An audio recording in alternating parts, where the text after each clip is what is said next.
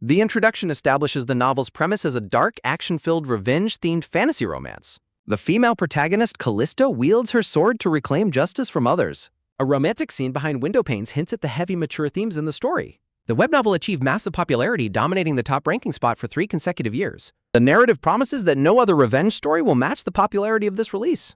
The text explains that the protagonist, Calista, became a tyrant, staging a bloody rebellion. Calista met her tragic end as a tyrant at the hands of the Saintess.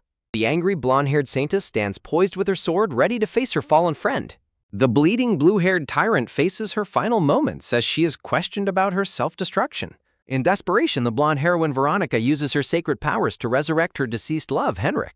Because the man's soul was shattered, she withered away attempting to revive him. Unable to live without him, the grief-stricken heroine decides to end her own life. The dark fantasy concludes with a tragic love story where all 3 main characters perish. Despite the tragic path, readers paid heavily to discover the ending of this controversial story. The black-haired reader angrily rants on his computer about the novel's disappointing ending, while online comments show other readers expressing their frustration with the tragic plot. He criticizes the messy storytelling, bad ending, and unresolved plot holes in the novel. More reader reviews highlight the unresolved plot issues, some mocking the writer while others defend it for the fan service. Online commenters joke about a horse in the novel having better character development than the actual protagonists. The reader writes a comment criticizing how poorly researched the crucial role of the horse was in the story. He vents his frustration about the tragic fate of the innocent horse caught in a human war as a sharp, repetitive clacking of key sounds. The reader argues that Calista's death at the hands of the gentle Saintess makes no narrative sense. The reader wishes that the characters had been given a better and more logical conclusion. The reader wishes that Calista had received enough love to escape her miserable fate. Reflecting on the story, the reader notes that the tyrant's path tragically ended in death. The young man with dark, messy hair wonders if the author read his numerous critical reviews. His long-haired sister opens the door to deliver their aunt's invitation to dinner. The dark-haired sister looks at her brother in concern, wondering if he heard her. His sister suddenly hugs him from behind, startling him because he did not hear her enter. She invites him again, but he tells her to go ahead while regretting his wasted cup of noodles. The messy-haired young man decides to quickly eat dinner so he can return to his room. As he grabs his phone, he accidentally spills hot ramen broth directly onto a sparking power outlet. The dark-haired sister screams in panic, warning her brother about the dangerous electrical sparks. Severe electrical shocks course through his hand as his phone slips away in his final moments. He collapses lifelessly onto the bedroom floor while his shocked sister slowly approaches his body. As his life flashes before him, he recalls his mother's remarriage and gaining a stepsister. While the parents encourage him to care for his stepsister, she secretly mocks him. Despite living together as a family, a cold distance always remained between the step-siblings. A stark reminder of their familial bond echoes in the darkness as his consciousness fades away. A glowing blue system notification welcomes him, unlocking an automatic operational code called Fake Horse. The system grants him the power to change the tragic ending of the novel's world. Refusing to accept his sudden demise, he is shocked to discover that he has been reborn. Expecting to be reborn as a human infant, he is bewildered to find himself inside stables. A soft whinny sounds as he realizes to his horror that he has been reincarnated as a foal. A beautiful silver-haired woman with gold eyes gazes warmly toward the newly born foal. A silver-haired woman and a long-haired man marvel at how quickly the young foal can stand. The portrait introduces the couple, identifying the majestic golden eyes shared by the blue-haired man and his wife. The foal notes that the two humans look at him like a pet rather than their child. The elegant couple looks down at the black foal with expressions of immense surprise. A young Calista with long blue hair smiles gently while greeting her favorite little horse. The system confirms that he has been registered as the horse named Blue Poppy. A beautiful woman with long silver hair and golden eyes stands in an elegant white outfit. Narration introduces Tawana Hawkins, Duchess of the Hawkins family, showcasing her luminous golden eyes. The narration describes Tawana, a mesmerizing golden-eyed dancer whose exceptional beauty captivates everyone who watches. Her exceptional beauty completely captivates Duke Winterross Hawkins, a handsome man with striking blue hair. At first sight, the Duke is enchanted by her and unknowingly begins to long for her. He falls deeply in love with her, marrying her and bestowing her with a precious blessing. Their love blossoms as Calista is born, with a system notification announcing the child's birth. The Black Horse learns that nicknames like Blue Poppy were only used by a few people. Calista meets Duke Winterross and Duchess Tawana Hawkins, her loving and extraordinarily beautiful parents. Duchess Tawana cradles Calista's face, gently asking her daughter if she is in pain. Calista lovingly reassures her mother, who warmly calls her their sweet, lovely Blue Poppy. Her blue-haired father solemnly vows to protect his beloved daughter from any harm in this world. Calista receives warmth and affection, embraced tightly by both of her doting, protective parents. Calista's bright golden eyes shine with happiness as she enjoys her family's overwhelming love. The black horse instructs the system to only show important notifications during its recap. The system insists on showing these backstory scenes to prevent the horse from missing crucial content. The black horse is confused by the reverse screen, feeling a strange sensation wash over him. The horse screams in agony as a sudden sharp pain from the system strikes his mind. Both the horse and the system express mutual irritation, having never encountered such frustrating partners before. The horse questions if the system is bugged, but the system confirms everything is operating normally. The horse complains about being called a host, cursing the thoughtless writer of the novel. The horse realizes the current events differ greatly from the novel, with unseen characters appearing clearly. The horse asks the system for explanations, sensing a major undocumented event is unfolding. The system checks but finds no anomalies, stating it will proceed with the original storyline normally. Calista looks down with a sad smile while the black horse gazes back in quiet contemplation. The young girl and the black horse share a quiet moment together in the glowing hallway. The horse is startled by a sudden realization as Calista gazes closely into his glowing eyes.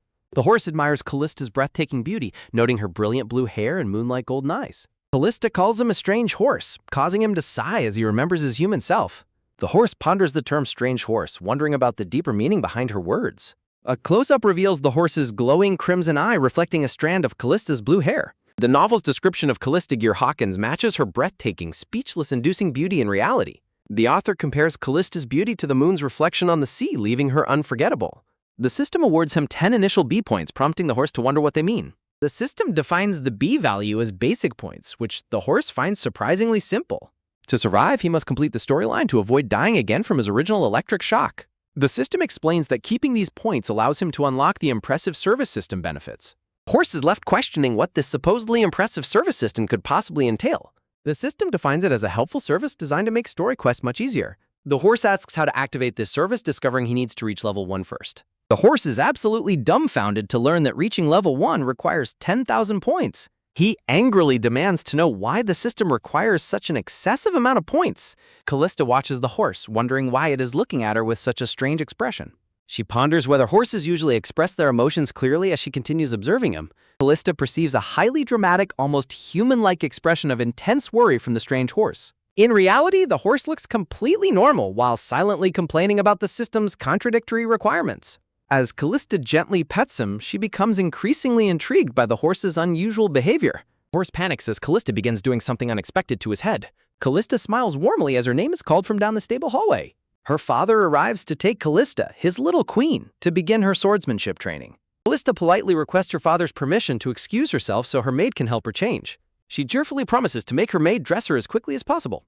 A system notification congratulates the horse for successfully gaining the attention of the novel's protagonist. The system warns that despite her sweet appearance, Calista is destined to become a ruthless tyrant. Calista's gentle hand caresses a lock of the horse's black mane in the stable.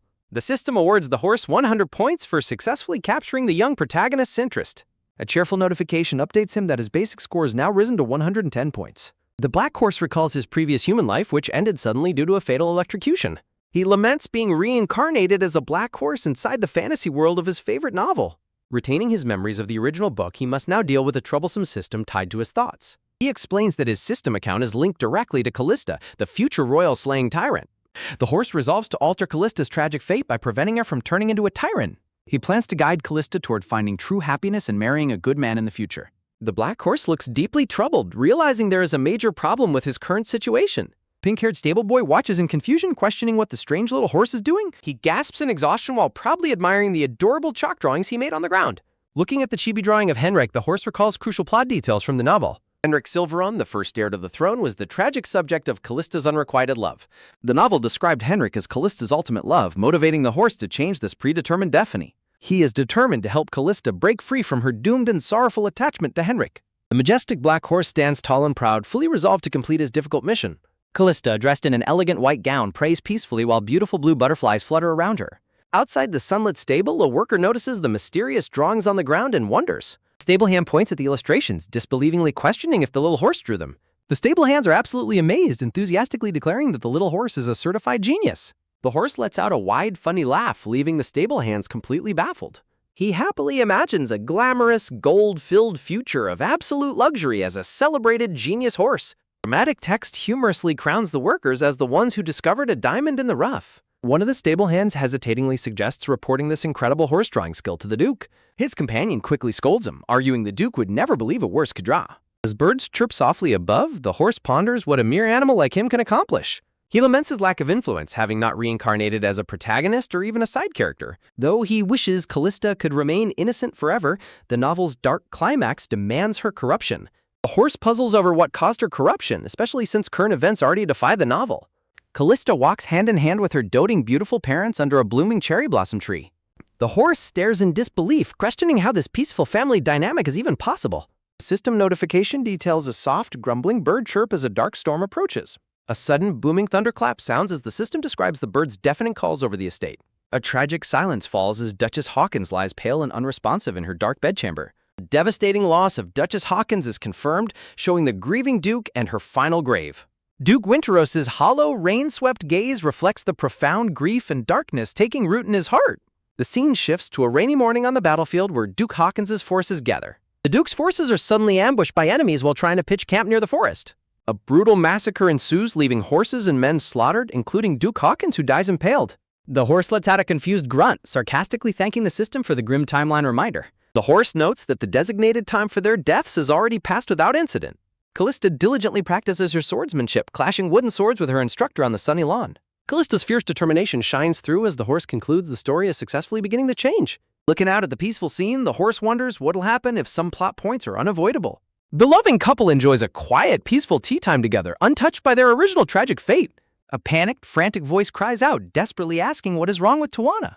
During tea, the blue-haired man suddenly coughs blood as an ominous warning of death looms. The silver-haired woman touches a small smear of blood on her lip, looking deeply confused. A single wooden training sword stands planted upright in the grass under a clear blue sky. The blue-haired man wipes blood from his mouth, urgently asking Tawana what is wrong with her.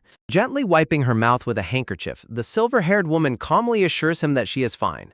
The silver-haired woman explains she bit her lip from being captivated by him, noting his grace looks worse, while her maid stands shocked. Smiling playfully, the silver-haired woman confesses she initially feared an intruder had infiltrated to poison their teacups. Hearing her mention poison, the blue-haired man breaks into a cold sweat and stammers in absolute shock. Expressing relief that he merely bit his lip, the silver-haired woman teases him, while the sweating Duke asks if she is joking. The silver-haired woman notes the tea color resembles coughed-up blood, while her maid stands frozen in sheer terror. Crushed by her morbid joke, the blue-haired man falls to his knees, wishing he had been born as a sea slug instead. The handsome blue-haired man looks on with a soft, affectionate smile warming his elegant features. Whimsical snail drawings surround the blue-haired man as he humorously contemplates living as a simple slug. The narrative highlights his desperate hope to understand his wife's dark jokes while the silver-haired girl giggles. Clashing training swords with her instructor, Calista furiously demands to know why he is throwing a fit and trying to kill her. Sir Frederick executes a powerful, focused swing with his wooden sword under the bright sun. Calista sits exhausted on the grass, looking up in frustration after her fierce training clash. Sir Frederick calmly explains that wielding a sword requires mastering the grip first, while the annoyed young girl glares from the ground. Instructive guidelines detail the proper hand placement on a sword grip, stressing the left hand's role in primary control. As the instructor lectures on honing agility and technique, Calista glares in silent annoyance, wondering what is wrong with him. Addressing her as Miss, Sir Frederick promises to ease up next time to properly teach her how to hold the sword. Calista grows highly suspicious of his lessons, questioning his true intentions and wondering what he really wants. Dark, ominous splash of shadow materializes as a chilling thought questions if she should simply kill him. An eerie, monstrous shadow creeps up behind Calista, whispering a terrifying offer to execute the murder for her. While dark voices urge her to kill him, Sir Frederick politely extends a helping hand, as the maid runs toward them, warning the Duchess. Dark thoughts demanding death are suddenly shattered by a loud, desperate cry calling out Callista's name. The frantic silver-haired mother checks Calista for injuries and bruises, while her startled daughter assures her she is fine. The mother anxiously suggests having a doctor examine her further, but Calista firmly insists that she is really okay. While her mother urges her to rest, Calista suddenly freezes in surprise as blood begins dripping from her nose. The mother suggests pausing sword training, completely unaware that Calista is staring in shock at her own bloody hand. The silver-haired mother looks on with profound sorrow and concern, whispering that her daughter is just an 8-year-old child. Standing in tense, heavy silence, the blue-haired Duke glares forward with absolute concern and protective anger in his eyes. Deciding to lift her spirits, the loving father scoops Calista up in his arms, carrying her high into the air. The Duke joyfully carries Calista on his shoulders while his smiling wife walks alongside, enjoying a quiet family moment. Maids gossip about the Duke's legendary devotion, noting he cherishes his wife and daughter far more than family reputation. Sir Frederick glares with a dark expression as he recalls the Duke's famous broken engagement with Princess Rosalina. Grand Clock Tower rises majestically into a sunny sky filled with fluttering blue butterflies. Several horses roam peacefully in a lush green pasture outside a rustic wooden bar. The black horse stares ahead with wide pink eyes, looking highly alert and suspicious. The stable boy asks the black horse why it refuses to drink, assuming it felt better after walking around. In a dramatic display of pride, the black horse aggressively shakes its head in immediate absolute refusal. The stable boy stands in complete disbelief, utterly shocked by the horse's dramatic head shaking. A cute redhead stable boy gasps in absolute amazement, seeing that the foal is drinking milk by itself. Sitting on its haunches, the black horse holds a baby bottle with its hooves and drinks. Stable hands exclaim in shock at the sight of a supposedly sick foal holding its own bottle and drinking. A brown-haired stable hand excitedly boasts that heaven has blessed them with a genius black mare reborn after 800 years. Holding the bottle, the annoyed black horse sweats and wonders where the stable hand got such a ridiculous idea. Showing a human boy's spirit, the horse internally shouts that he is a reborn human, not a genius animal. Drinking from the bottle, the horse complains that drinking mare's milk felt like crossing a line, reaffirming his human mind. A glaring system notification flashes a chaotic red alert warning that someone is acting out of character. The black foal's eyes widen in sheer shock as it senses the sudden, ominous system warning. He nervously questions what he could have possibly done wrong to trigger such a dramatic alert. The system flags his bottle-feeding behavior as unnatural while the delighted stable hands look on in awe. A secondary warning accuses him of rejecting other horses, leaving him utterly baffled by the deduction. He glances toward a nearby majestic horse, completely unmotivated to socialize or share his milk. Distracted by his own thoughts, the young foal nearly chokes on his bottle in surprise. The unhelpful system interface unceremoniously declares that the reason for his warning is simply because. The annoyed black foal grumpily questions the system's logic while clutching his baby bottle tightly. The stable hands gush over how incredibly adorable the clever foal is as he feeds himself. Sparkles surround the proud stable hands as they present their uniquely talented young foal to the world. A distinguished doctor wearing round glasses suddenly enters the stable, stopping dead in his tracks. The refined white-haired physician steps forward in a dark coat carrying a professional medical bag. The doctor opens his case filled with clinical vials explaining the exclusive medicinal rights of the Hawkins family. Examining the foal, the doctor notes its impressive strength, suggesting it could eventually plow fields. Visually offended, the foal glares in disgust at the insulting idea of being treated like a common farm ox. He shudders at the thought, imagining a terrifying past life where he was reborn as a muscular humanoid buffalo. The doctor details the foal's tragic background as an orphan who should have been too weak to survive. Pointing out the stable hay, the doctor emphasizes that surviving past 7 days was an absolute medical miracle. The doctor dramatically describes his overwhelming shock and disbelief when he first witnessed the foal's recovery. Standing in the stable, the doctor curiously asks the stable hands if they noticed any other odd behavior. Without a second thought, the enthusiastic stable hand blurts out that the foal is a reincarnated genius. The doctor stares in complete bewilderment, deeply questioning the stable boy's sanity after hearing such a ridiculous claim. Background illustrations of medical tools appear as the doctor confirms the foal's preliminary checkup is perfectly fine. As the doctor prepares to leave, the stable boys eagerly ask about increasing the foal's protein intake. The siblings proudly defend their sharp observations, insisting the doctor show respect to their genius horse. A blue system screen rewards the foal with experience points for successfully building a positive reputation. He gains trustworthy followers, raising his score and pushing him closer to unlocking his first major level. Chibi Foal grins mischievously, realizing he can exploit the system's flexible rules without violating its core limits. The doctor suddenly calls the stable hands over, demanding they explain a bizarre drawing on a stone slab. Feeling powerful, the foal darkly contemplates if his high level would finally allow him to eat meat. The system immediately issues a red warning, firmly reminding him that horses are strictly herbivores. Repeated system warnings stack up as the Chibi Foal sits grumpily, sweating under the relentless system alerts. The scene shifts to a grand, sunlit palace featuring impressive blue domes and elegant white architecture. Sunlight streams through arched windows with deep blue curtains, highlighting the opulent and empty grand hallway. Inside the palace, a shocked exclamation echoes regarding a genius who reincarnated as a horse. A young girl with vibrant blue hair screams in absolute disbelief at the ridiculous concept. The stable boys wildly insist the foal will talk next, leaving the sweating doctor deeply embarrassed. In the Duke's luxurious office, the doctor presents the drawn-on stone slab to the silent blue-haired lord. The elegant blue-haired Duke sits with crossed arms, completely dismissing the possibility of a talking horse. Silhouetted branches frame a bright sky as the narration muses on the existence of miracles in this world. The doctor adjusts his glasses, confessing he has never seen a full bottle feed or create masterpieces before. Standing on the royal blue carpet, the doctor urges the Duke to witness the marvelous creature himself.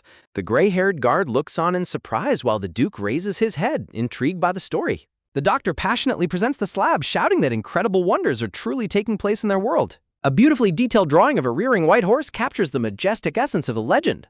The illustration depicts a horse and rider leaping forward, celebrating the incredible intelligence of equine creatures. The doctor looks at the Duke, confidently declaring he has finally found the legendary horse of his dreams. The silver-haired guard scowls in irritation, calling the doctor's claim extremely presumptuous and disrespectful. As the guard scolds him for damaging the Duke's property, the cheapy doctor nervously promises to pay for damages. The blue-haired Duke smiles cheerfully, gladly accepting the beautiful illustration as a wonderful gift. The white-haired doctor politely takes his leave, promising to compile a detailed report on the black foal. Sir Carl continues complaining, expressing deep frustration over the doctor's disrespectful actions and destruction of family property. Completely unfazed, the Duke looks at the stone slab and asks Sir Carl for a skilled framing craftsman. Confused by the sudden change of subject, the gray-haired guard grumbles while admitting he knows several craftsmen. Learning that the Duchess is arranging flowers in the garden, the Duke becomes completely distracted by her beauty. The Duke holds a serious gaze as he silently remembers a crucial event coming up in 3 months. Sunlight shines on the grand mansion where the upcoming major event will center around young Calista Hawkins. From high above, the Duke watches the doctor depart from the mansion's cobblestone courtyard. Inside her sunlit study, young Calista sits quietly on the windowsill, surrounded by piles of heavy books. Calista holds a black book, looking forward to the significant day approaching in 3 months. She reads a passage describing a chilling call from the darkness that renders everything invisible. A stark ink splatter symbolizes the dark, endless void mentioned in her reading. A sinister shadow creature with a terrifying, wide grin peers out from a wall of staring eyes. Calista stands motionless as dark, monstrous hands and glowing eyes loom threateningly around her. She wonders if the book's described Shadowblade is identical to the dark whisper she heard before. Calista ponders if her frightening encounter with the darkness was reality or merely a vivid illusion. Tormented by lingering doubts, she deeply questions the true nature of that mysterious shadow. The young girl is plagued by unanswered questions about why the shadow continues to speak to her. Hearing a knock, the maid asks to enter, and the blue-haired girl calmly invites her inside. The curly-haired maid enters carrying a tray, announcing that the Duchess sent afternoon snacks. Serving the tea and sweet pastries, the maid asks the young girl if she feels hungry. Calista looks back in pleasant surprise, learning her mother prepared the delicious afternoon treats. The maid smiles warmly, observing that the young lady has been exceptionally busy lately. She gestures toward the messy piles of heavy books scattered all across the study floor. Blushing sheepishly, Calista falsely claims she was reading simply because sleeping all day got boring. Pouring warm tea, the maid insists on proper rest and recalls her panic over Callista's nosebleed. The maid curiously inquires when Calista first developed an interest in books about shadow demons. Calista freezes in pure shock, completely caught off guard by the maid's sudden question. The maid notes that while average children wouldn't read such heavy topics, Calista is uniquely mature. Resting on the couch, the startled girl asks why the maid views her that way. The maid gently explains that Calista often feels like an adult trapped inside a child's body. With a bright smile, the maid reassures Calista that her mature nature is her irreplaceable charm. Flustered by the word charm, Calista blushes furiously and quickly hides her face behind her teacup. The maid notices her bright red cheeks and playfully asks why she is feeling so shy. Blushing deeply, the young girl takes a fork to eat a pastry to distract herself. A quiet hum escapes Calista as she bites into the sweet dessert, trying to ignore her embarrassment. She silently agrees with the maid's assessment of her mature, adult-like behavior. Calista chews her food thoughtfully, her mind spinning with a sudden curious realization. The maid leans in closer, quietly sharing some confidential gossip with her young mistress. Hearing that Sir Carl argued with her father, Calista realizes something important must have happened. She instantly wonders if their disagreement concerns the mysterious genius black horse from the stables. Calista whispers a secret request, asking the maid to contact the horse doctor behind her father's back. She instructs the maid to rest afterward and excuse her from dinner so she can sleep early. Bowing respectfully, the maid promises to carry out her orders discreetly and bids her goodnight. Left alone, the blue-haired girl stares at her closed bedroom doors in deep contemplation. Calista holds her chin, highly intrigued by what the unusual black horse is doing right now. Night falls over the grand mansion, bathing the elegant architecture in bright, cold moonlight. The white-haired doctor walks down a dark, windy path carrying his briefcase under the starry sky. A mystical song drifts through the cold night sky, hinting at the return of a legendary tale. The doctor walks into the dark night, eagerly anticipating the cold seasonal winds. Reflecting on Calista, the doctor muses on how closely she resembles her father's hawk-like gaze. The doctor recalls Calista's command to secretly send all horse reports to her before her father.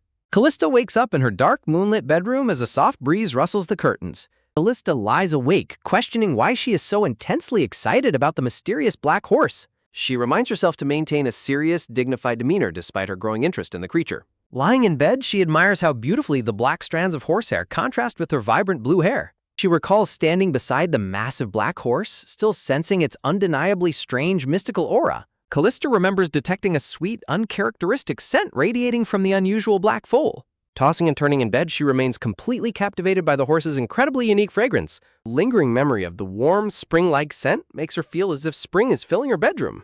Bright, warm morning sunlight bathes the grand white mansion and its beautiful courtyard. Sitting up in bed, Calista desperately tries to deny her infatuation with the peculiar black foal. She wonders if the horse's silky tail fur possesses some kind of rare magical properties. Calista looks at the ribbon-tied strand of horsehair, admitting she got completely lost in its sweet scent. Calista remembers dreaming of the dark shadow again, frustrated that she cannot recall its message. A sudden sharp knock at her bedroom door startles her out of her deep thoughts. In a panic, Calista quickly hides the black horsehair under her blue bedsheets. From behind the ornate blue doors, Aika the maid politely asks for permission to enter. Smiling softly, Calista catches her breath and recovers from her sudden moment of panic. Isha enters and delivers an invitation from the Duke to join the family for breakfast. Calista sits up quickly, replying that she will get ready and head down immediately. The curly-haired maid beams with a warm, joyful smile as she attends to her young lady. The maid presents a basin of warm water filled with fresh rose petals for Callista's wash. Splashing the water on her face, Calista notes the sweet, distinct aroma of the roses. Calista realizes that even the rose scent is still no match for the horse's enchanting fragrance. Looking in the mirror, the maids discuss dressing Calista warmly and styling her hair cutely. Maids Sarah and Rini eagerly join Aicha to help prepare their adorable young mistress. Calista stands dressed in a lovely blue and white gown with her hair in twin buns. Calista blushes, looking slightly embarrassed by all the sudden doting attention from her maids. Rini smiles warmly and asks Calista if she can give them a nice smile. Calista obliges, posing with a cute, mischievous smile that leaves her maids absolutely starstruck. Aicha clutches her red cheeks, completely overwhelmed and flushed by her lady's sheer cuteness. Sarah and Rini stand frozen in absolute awe, deeply touched by Callista's radiant grin. Maids erupt into joyful chaos, marveling at how dazzling their young lady is. Clasping her hands, Aika dramatically declares that Calista is the most charmingly mischievous girl alive. The maids pump their fists in excitement, completely captivated by Callista's irresistible youthful charm. Sweat dropping at their intense reaction, Calista awkwardly asks if they are all a bit too excited. Spinning Calista around, Sarah dramatically recites a famous poet's words about her heart-captivating smile. Rini holds Callista's hands, quoting the poet's belief that a smile is a lady's best makeup. Calista offers another warm, gentle smile, looking incredibly elegant and lovely.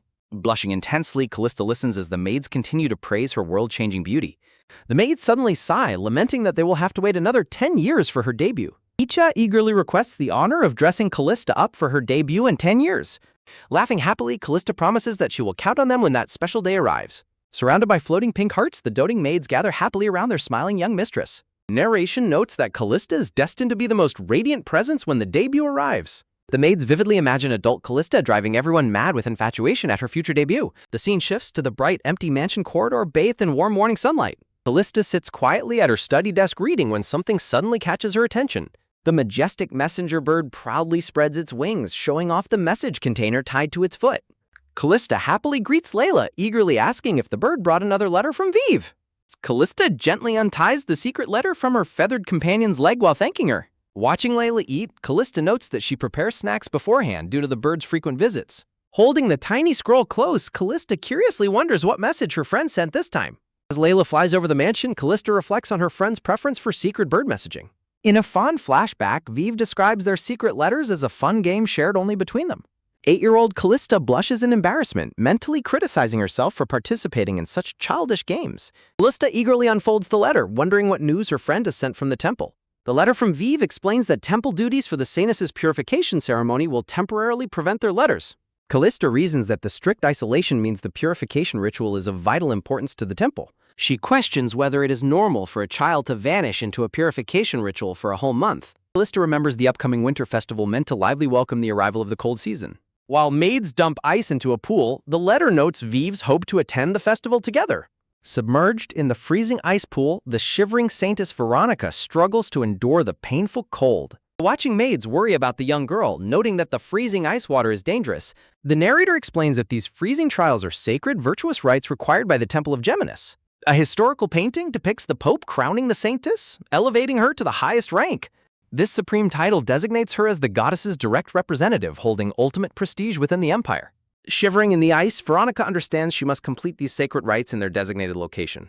A sudden loud achoo escapes her lips as the freezing cold finally breaks the Saintess's stoic composure. Pitying maids watch helplessly as the young Saintess continues to sneeze and shiver uncontrollably. Flushed and shivering, Veronica blinks in surprise as a vibrant blue butterfly flutters close to her. Watching the insect fly away, Veronica warmly associates its beautiful blue wings with her dear friend Calista. As the maids instruct the girl to breathe deeply, the white-haired Pope Joan approaches and calls for endurance.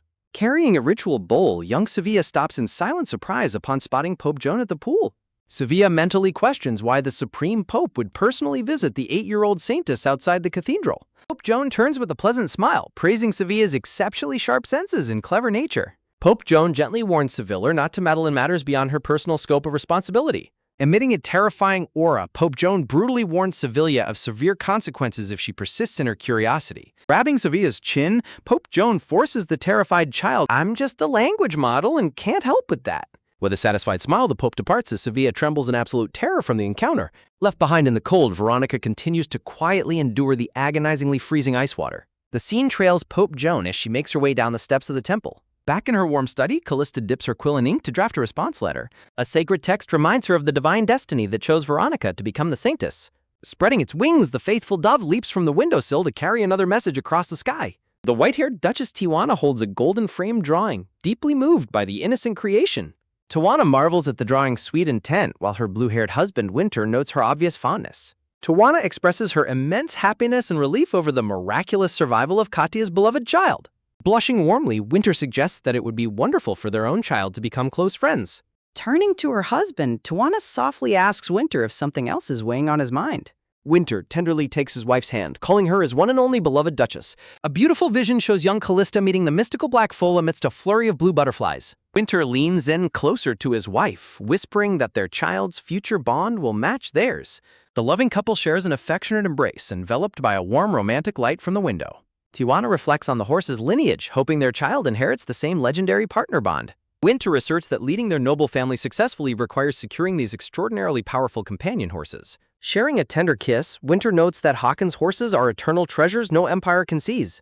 Winter suddenly panics upon realizing that their single knight, Sir Carl, witnessed their entire romantic exchange. The silver-haired knight comments on the Duchess's surprising strength, while the blue-haired Duke privately nurses his slapped face, and the white-haired Duchess expresses her lingering anger toward her husband. A loud slam echoes as the grand golden doors of the mansion close, framing a sudden transition. The scene shifts to the sunny orchards, where narration card notes that Philip is observing the nearby fields. Gesturing toward the open pasture, Philip points out to the horse doctor how well the extraordinary young horse is getting along with the other foals. Philip asks why the other foals are chasing the little black one, while the doctor replies that he remains completely clueless. Philip confidently explains that the little black foal will soon mature into a strong working stallion like the rest. The doctor resolves to outshine the stable hands and dedicate himself to studying this legendary, uniquely gifted horse. A sudden realization prompts the observer to look closer at the pasture.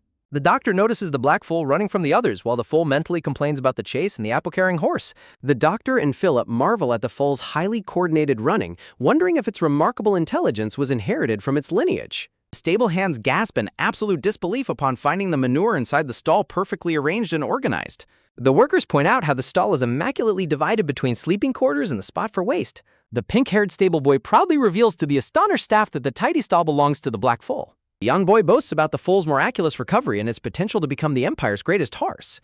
A flashback recalls when the Duke and Duchess brought their elite horses to compete in an imperial speed trial. The narration highlights the Duchess's legendary partner horse, Katya, who accompanied them to the prestigious competition. Amidst the intense competition, the two extraordinary horses unexpectedly fell in love with each other. Mysteriously, Katya became pregnant despite never having been allowed near any male horses back at the estate.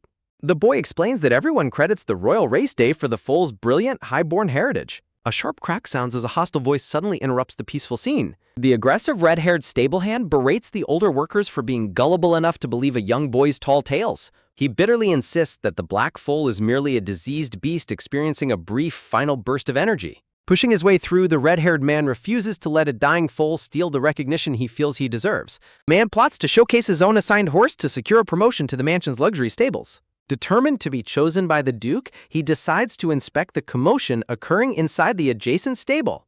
Stepping inside, the arrogant stablehand freezes in absolute shock at what lies before him. He stares at the incredibly pristine stall, finding the waste meticulously separated and the floor sparkling clean. He struggles to comprehend how a sickly, neglected animal could have kept its quarters so perfectly tidy. Gazing at the magical, flower-filled stall, he begins to wonder if the rumors about the foal's royal lineage are true. He finds the sudden transformation of a dying animal into a highly cultured beast deeply unsettling. The pink-haired boy accidentally mutters aloud his internal doubts, saying the foal will surely die soon anyway. The red-haired man aggressively confronts the boy for foolishly speaking his treasonous thoughts out loud where anyone could hear. He harshly demands to know if a simple burst of energy makes the dying animal suddenly special. He launches into a bitter tirade, mocking the two brothers for trying to pass off a sick horse as a genius. He accuses the boy of fabricating a warhorse story just to garner sympathy and favors from the Duke. The pink-haired boy privately admits that he understands why the man would assume such selfish motives. Overwhelmed, the boy desperately insists that the black foal's genius is completely genuine and real. In a panic, the boy realizes with horror that his mouth has once again betrayed his true thoughts. The man sneers, demanding to know if even the organized manure was part of their pathetic scheme to gain favor. A loud snap sounds as the bully violently grabs the boy's collar, declaring that he will receive the rewards alone. Outside, a small bird chirps peacefully on a branch, completely oblivious to the cruel threats echoing from the stable. Hearing a distant commotion, Philip and the doctor sprint back toward the stables to investigate the crying. Trembling in fear, the cornered boy desperately pleads for the angry stable hand to understand him. The bully tightens his grip, swearing he won't let a newcomer steal the glory of raising a mature horse. The onlookers scream in panic, fully realizing how dangerous the escalating confrontation has become. Out in the field, the black foal continues its tireless sprint, leaving the chasing horses completely exhausted. The observer wonders why even the older horses seem drawn to chase after the remarkable foal. Sensing danger, the highly perceptive black foal glares back toward the stables with its glowing red eyes. The foal hears the distant wails of its young caretaker being bullied inside the barn. Philip frantically drags the exhausted doctor across the grass, begging him to hurry and save his younger brother. As the black foal leaps past, the startled workers look up in bewilderment, wondering what is happening. Determined to document the foal's amazing capabilities, the white-haired doctor hurriedly gathers his papers to write an important report, then sprints off, leaving the pink-haired boy completely stunned by his sudden burst of energy. When the pink-haired boy shouts in shock at the doctor's sudden energy, the doctor explains he must follow the black foal immediately to draft his report for the Duke and Calista. Pink-haired boy yells out that someone of the doctor's advanced age shouldn't be capable of sprinting at such an incredible speed. A loud crash echoes through the stables as a sudden chaotic commotion erupts inside. The pink-haired boy gasps in shock as a sudden disruption interrupts the tense confrontation, leaving them both startled. The black foal stands majestic amidst the ruin of the broken wooden partition, staring intently with an authoritative air. The angry red-haired stable hand demands to know why the foal is glaring at him, but panics and warns the beast to keep its distance as it aggressively steps forward. With a fierce kick, the black foal blasts the red-haired bully out of the way to clear a path into the stable, leaving the surrounding workers shivering in utter disbelief. The pink-haired boy looks on with tears of gratitude, realizing the little black foal came running back specifically to rescue him. The pink-haired boy's relief instantly vanishes when he realizes the foal's aggressive entrance might not have been a heroic rescue attempt after all. Trembling with anxiety, the pink-haired boy asks the red-eyed foal why it decided to lead a stampede directly to their location. A chaotic stampede of eager foals thunders into the stable, relentlessly chasing after a horse carrying a half-eaten apple. Panic screams echo through the dust as workers desperately call for help, fearing the entire stable building is about to collapse under the stampede's force. Outside, peaceful birds chirp softly on the lush green tree branches, completely removed from the stable's absolute chaos. Restive and content, the black foal happily relaxes on its back in a sunny meadow filled with vibrant wildflowers. The black foal enjoys a serene moment of quiet isolation, rolling comfortably amidst the colorful blossoms. 3 days pass in tranquil peace, making the wild commotion of the previous week feel like nothing more than a distant dream. The exhausted black foal groans as it recalls the sheer intensity and chaotic events of the stable confrontation. The red-eyed foal turns its attention back to the floating blue system interface to review its recent progress. Holographic system notification confirms that the foal has successfully accumulated 3,000 B value points. The black foal smugly praises the system, noting that its recent exploits have yielded a substantial amount of valuable experience. The pink-haired boy dramatically vows to conquer this era alongside his miraculous partner, declaring the dawn of a new empire of legendary dark horses. Young boy resolves to begin their training immediately, determined never to lose to the old stable master. The system congratulates the host on upgrading its keeper skills, unlocking a new attribute sharing feature that boosts over time as the enthusiastic brothers cheer. Despite the successful system upgrades, a creeping sense of foreboding leaves the red-eyed foal feeling deeply unsettled. After earning the title of resilient and unlocking agility, the foal is showered with affectionate encouragement from its young caretakers. Lying exhausted on the ground, the foal bitterly complains about the absurd training demands of the system at such a young age. The weary black foal rests upside down in the lush grass, letting out a heavy sigh of exhaustion. The foal reflects that handling the troublesome keepers has actually proven to be a surprisingly tolerable endeavor. As it strolls through the greenery, the foal considers how best to complete its pending training mission. Foal suddenly halts in astonishment upon spotting the familiar blue-haired lady, Calista, quietly reading a book beneath a tree. Hiding behind a hedge, the startled foal closely inspects the blue-haired girl to confirm her identity. The stunning blue-haired lady turns her gaze slightly, her luminous amber eyes scanning the surrounding garden. Ducking behind a tree trunk, the nervous foal breathes a sigh of relief, hoping it remained undetected. The blue-haired lady's amber eyes narrow in realization as a subtle, knowing smile plays upon her lips. Believing it successfully avoided her gaze, the black foal thinks to itself that it managed to stay hidden from her. Realizing its recklessness, the foal decides to slip away quietly and return to the safety of the rear stables. Calista looks directly toward the bushes and playfully asks the hiding foal how long they are going to continue playing hide-and-seek. The foal's eye widens in pure shock as it realizes its cover has been completely blown. Calista maintains her warm, knowing gaze as the stunned foal stares back, caught completely off guard. Terrified of being captured or recognized, the panicked foal scrambles backward, mentally screaming that it has been spotted. The scene pulls back to reveal the breathtaking view of the Grand Castle rising majestically under a bright sky. Two vibrant blue butterflies flutter gracefully under the brilliant sun, heading toward the massive glass greenhouse dome. The black foal sheepishly retreats behind a decorative column, regretting its instinctive urge to hide in panic. Eager to make a quick escape, the foal commands the system to activate its newly unlocked agility skill. A system error message abruptly pops up, informing the foal that agility cannot be activated at this moment. The bewildered foal gasps in shock as the system recommends entering rest mode due to its extreme physical fatigue. Annoyed by the system's restrictive warning, the stubborn foal mentally screams to ignore its physical exhaustion. Trapped right in front of Calista, the foal despairs over its intense mental exhaustion, feeling like it jumped straight into the fire. The blue system screen displays the exhausted black foal's high fatigue, prompting it to curse the system's uselessness. Resting behind a tree, the red-eyed black foal panics as its mental fatigue suddenly spikes out of nowhere. The black foal glares with glowing red eyes, utterly speechless at how incredibly stressful the situation has become. Cheapy dark foal frantically searches the system screen, wishing there was a button to report the terrible service. Hidden among the tall trees, the anxious foal desperately plots a quick escape from the looming trouble. The foal struggles against its heavy, unresponsive legs, realizing that the system's rest mode has completely paralyzed it. The beautiful blue-haired lady stares with glowing amber eyes, quietly labeling the visitor an absolute weirdo. Trapped and unable to move, the frustrated black foal accepts that it has absolutely no choice but to stay.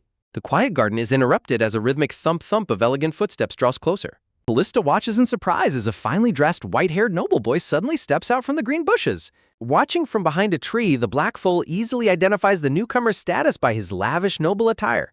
A system card reveals the newcomer is Henrik Silver, the first crown prince and male lead of the novel. The handsome silver-haired prince smiles warmly, exuding an aura of royal charm amidst blooming pink roses.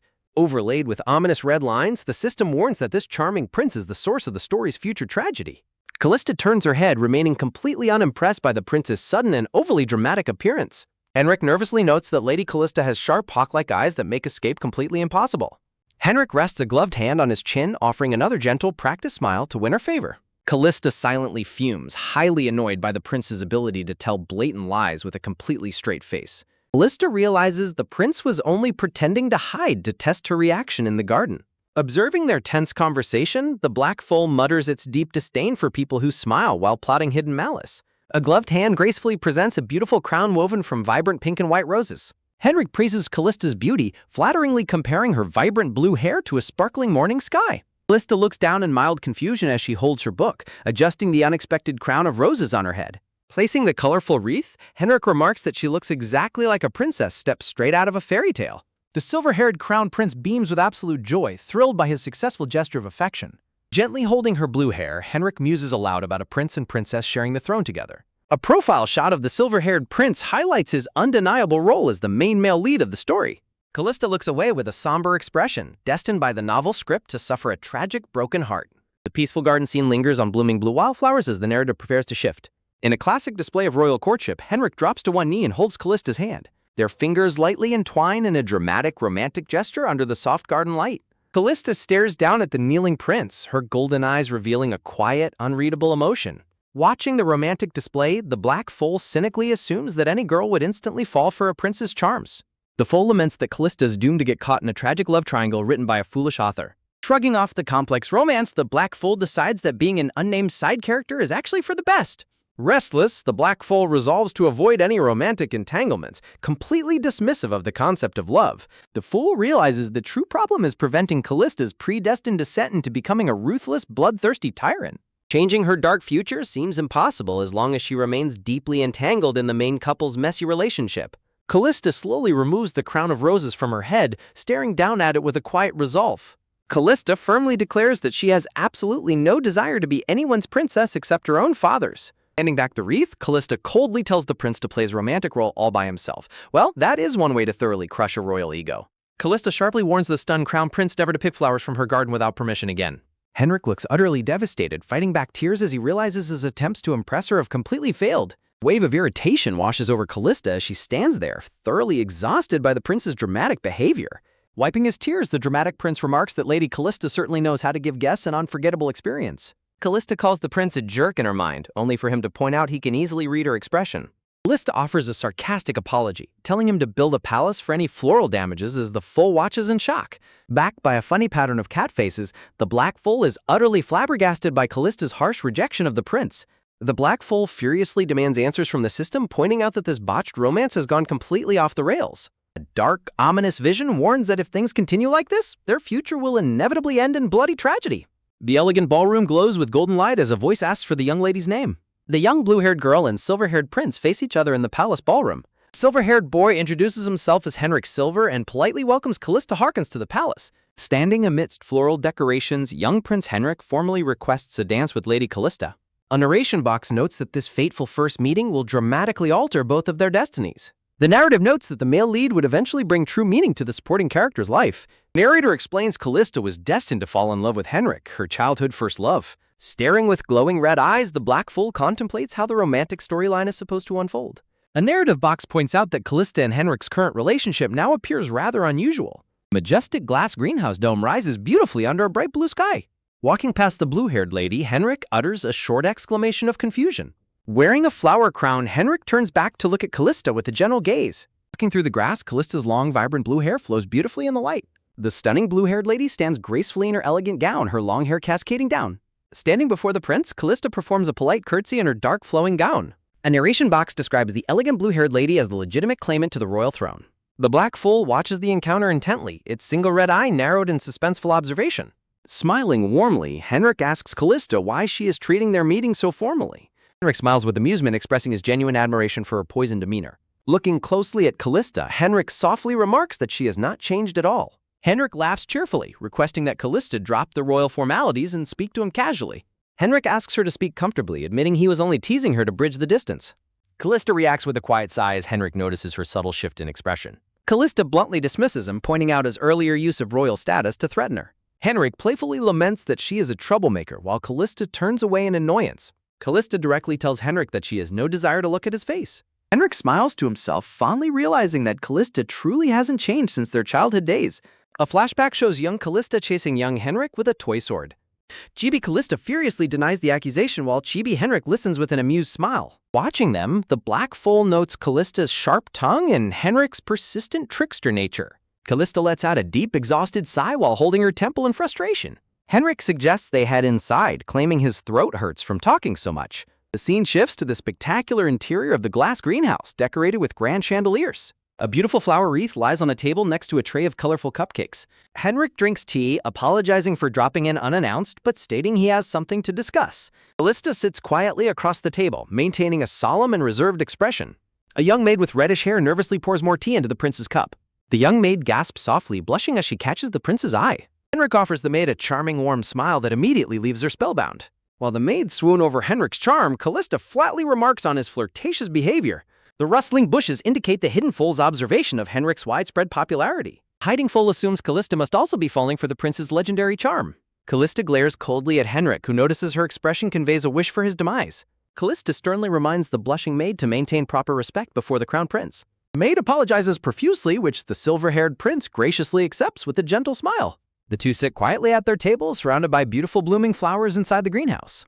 The story pauses on a transitional beat as a new observation begins. The narrator notes Calista's unusually cold behavior toward Henrik, deviating from the novel's script. Peeking from the foliage, the red-eyed black foal silently finds their dynamic highly unusual. The foal struggles to comprehend why Calista remains so indifferent to the main male lead. The black foal suddenly remembers a critical chapter from the original fantasy novel. The black foal eats popcorn while recalling the dramatic climax where the main couple first fell in love. A blue system window flashes, warning of an upcoming quest centered on Calista's mysterious disappearance. The black foal is deeply alarmed after reading the ominous title of the new system quest. Panicking, the black foal desperately wonders if Calista is about to face some terrible danger. Henrik mentions the upcoming ice festival, triggering a system prompt to accept or decline the quest. Determined to intervene, the black foal receives a prompt to accept the disappearance side quest. The black foal wonders if its very presence in this world altered the original timeline. Staring at its shadow, the black foal worries its existence caused the plot to shift. Looking toward the table, the anxious foal contemplates its next move in this altered world.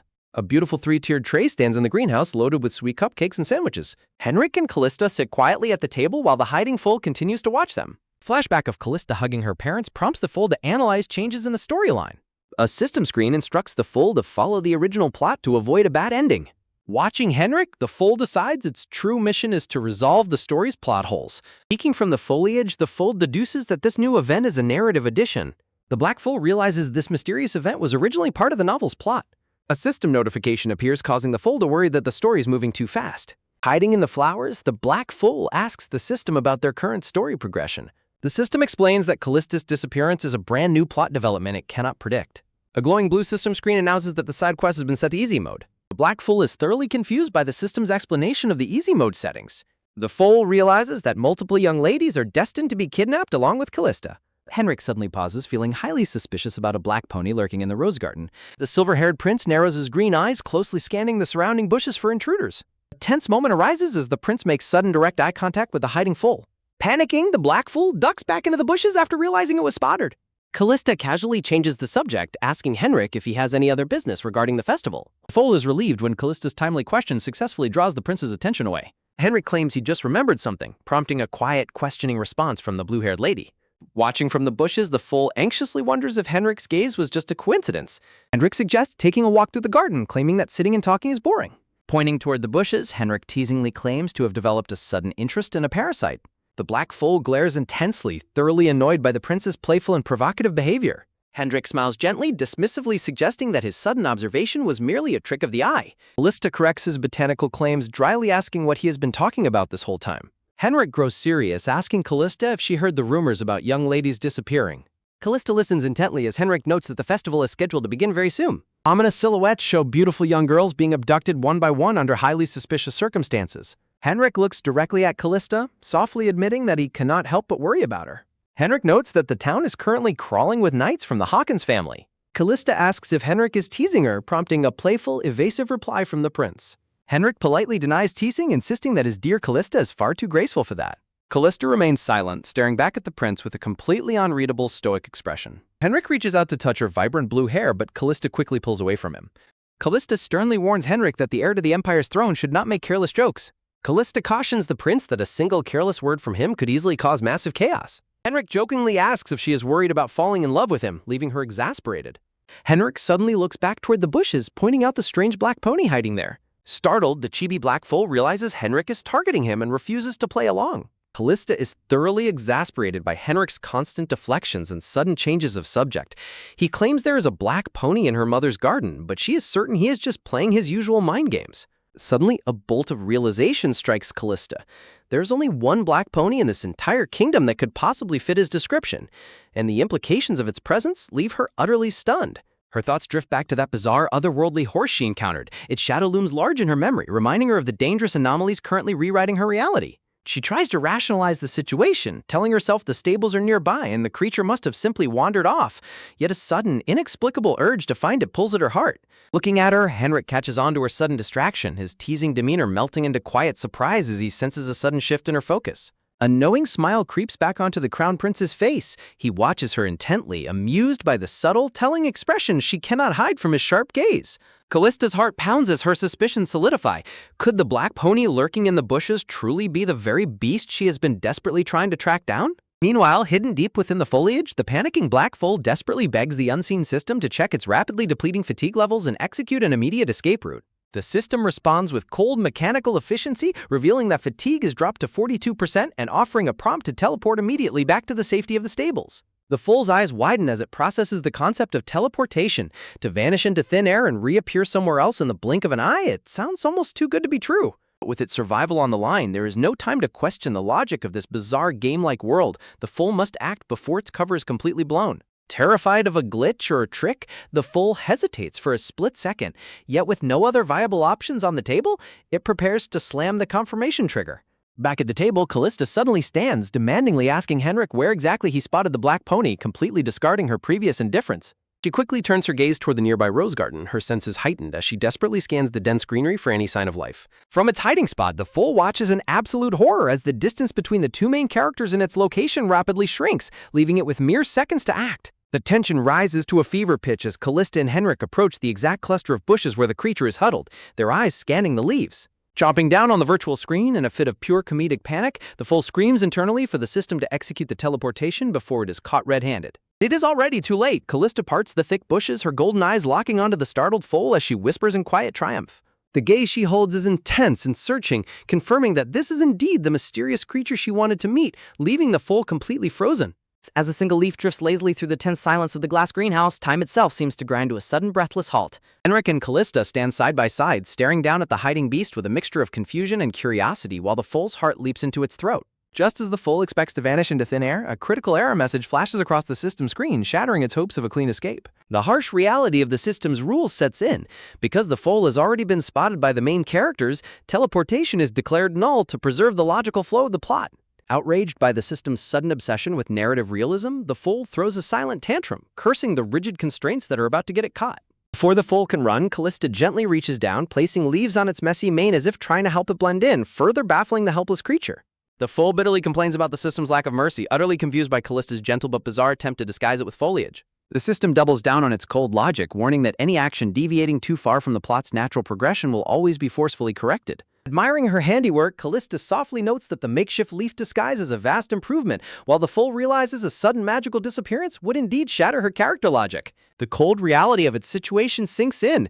With no allies to turn to and the system offering nothing but harsh rules, the foal is entirely on its own. Left with no other choice, the foal taps into its raw animal instincts, launching itself forward in a desperate high-stakes leap to escape the duo.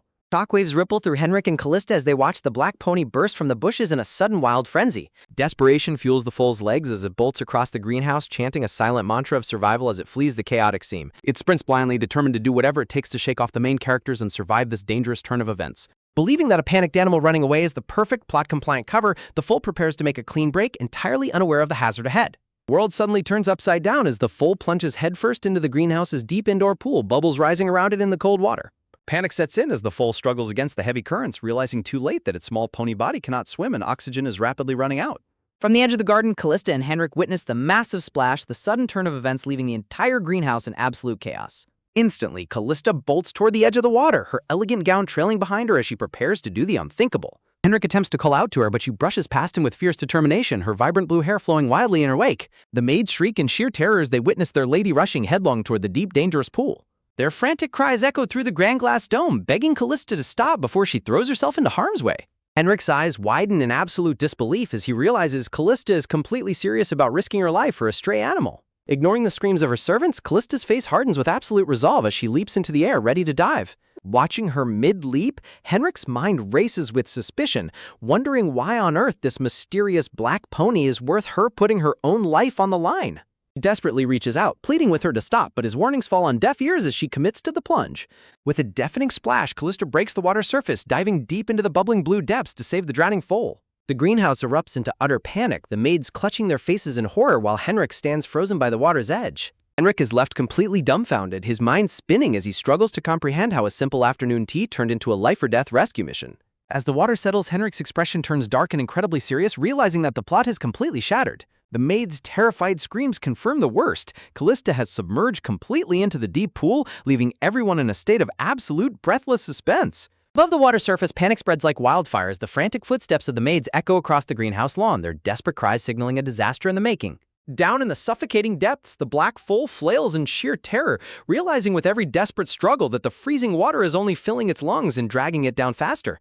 Just as consciousness begins to slip away, the foal's eyes fly wide open in sheer shock, catching sight of a sudden brilliant light breaking through the watery gloom. Through the churning, bubbling blue, Calista dives down with absolute breathtaking grace, wrapping her arms around the drowning creature in a fierce embrace. With a massive splash that echoes through the glass dome, Calista breaches the surface, gasping for air as she holds the soaking wet pony tightly against her. Back on the bank, Henrik turns in stunned silence, his teasing facade completely shattered as he and the terrified maids stare at the chaotic scene unfolding in the pool. The Crown Prince's eyes narrow into an intense, unreadable gaze, his mind racing to comprehend why Calista would risk everything for a mere stray animal. Droplets rain down on the surrounding flowers as the violent ripples slowly begin to settle, leaving the onlookers frozen in breathless shock. Calista exhales a shaky sigh of relief, pushing her drenched hair back and muttering in irritation at the foolish pony that nearly cost them both their lives.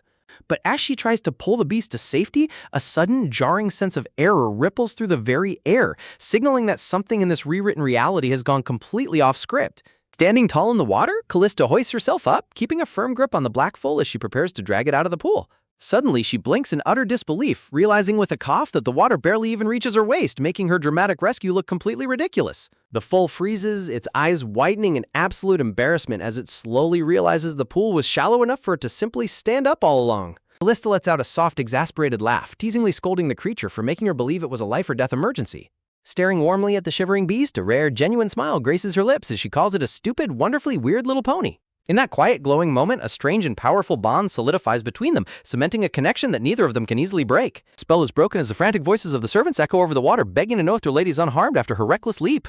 Her maid, Itcha, comes rushing forward, tears streaming down her face as she collapses to her knees, utterly terrified for her mistress's safety. Calista calmly reassures her frantic maid, but the black foal can only watch in stunned silence, realizing the immense weight of the protagonist's favor. Wrapping her mistress in dry cloths, Ika tearfully begs Calista never to pull such a dangerous stunt again, her heart hammering with residual terror. Throwing her arms around her lady, the loyal maid weeps, declaring that even if she were the one drowning, Calista must never risk her precious life. Snapping back to reality, Ika glances suspiciously at the shivering, drenched foal, asking if they should immediately banish the troublesome beast from the estate. Calista turns away silently, her stoic demeanor returning as she prepares to handle the political storm waiting for her back inside the palace. Henrik watches her retreat with a deep, calculating frown, sensing that the girl he once knew is slipping further and further out of his grasp.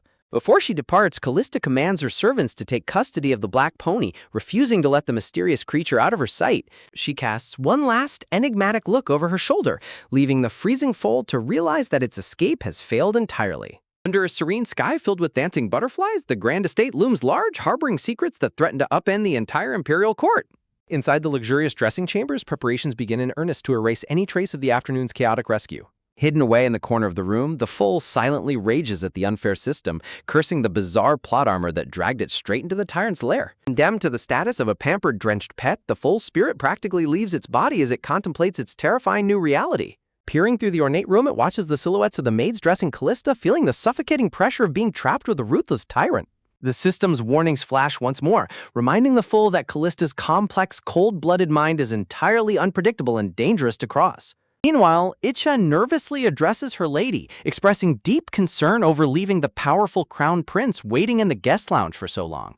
The maid explains that despite being politely dismissed, Henrik flatly refused to leave, insisting there is an urgent matter they must discuss. Calista, drying her vibrant blue hair, sighs in irritation upon learning that the stubborn prince is still lingering in her palace.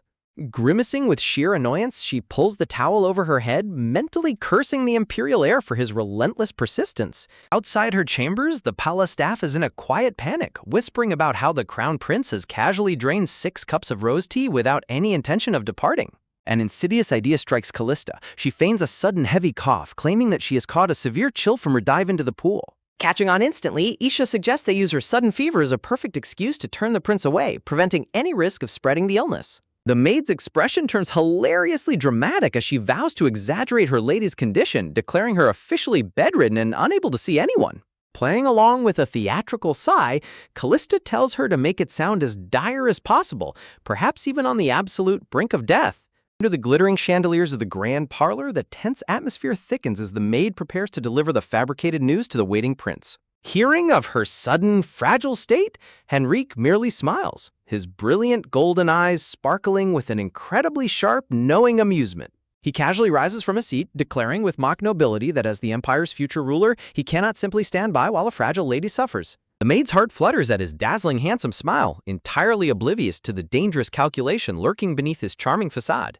Her romantic daydream is instantly shattered when Henrik boldly announces his intention to personally check on Calista in her private chambers. As the terrified maid stammers in protest, Henrik's gaze turns ice cold, silently daring her to challenge his imperial authority. Pulling a sealed parchment from his coat, he decides against forcing his way in, instead handing it over with a strict command to deliver it directly to her mistress. The maid stares at the mysterious envelope in confusion, wondering what crucial secret the crown prince has suddenly decided to entrust to her.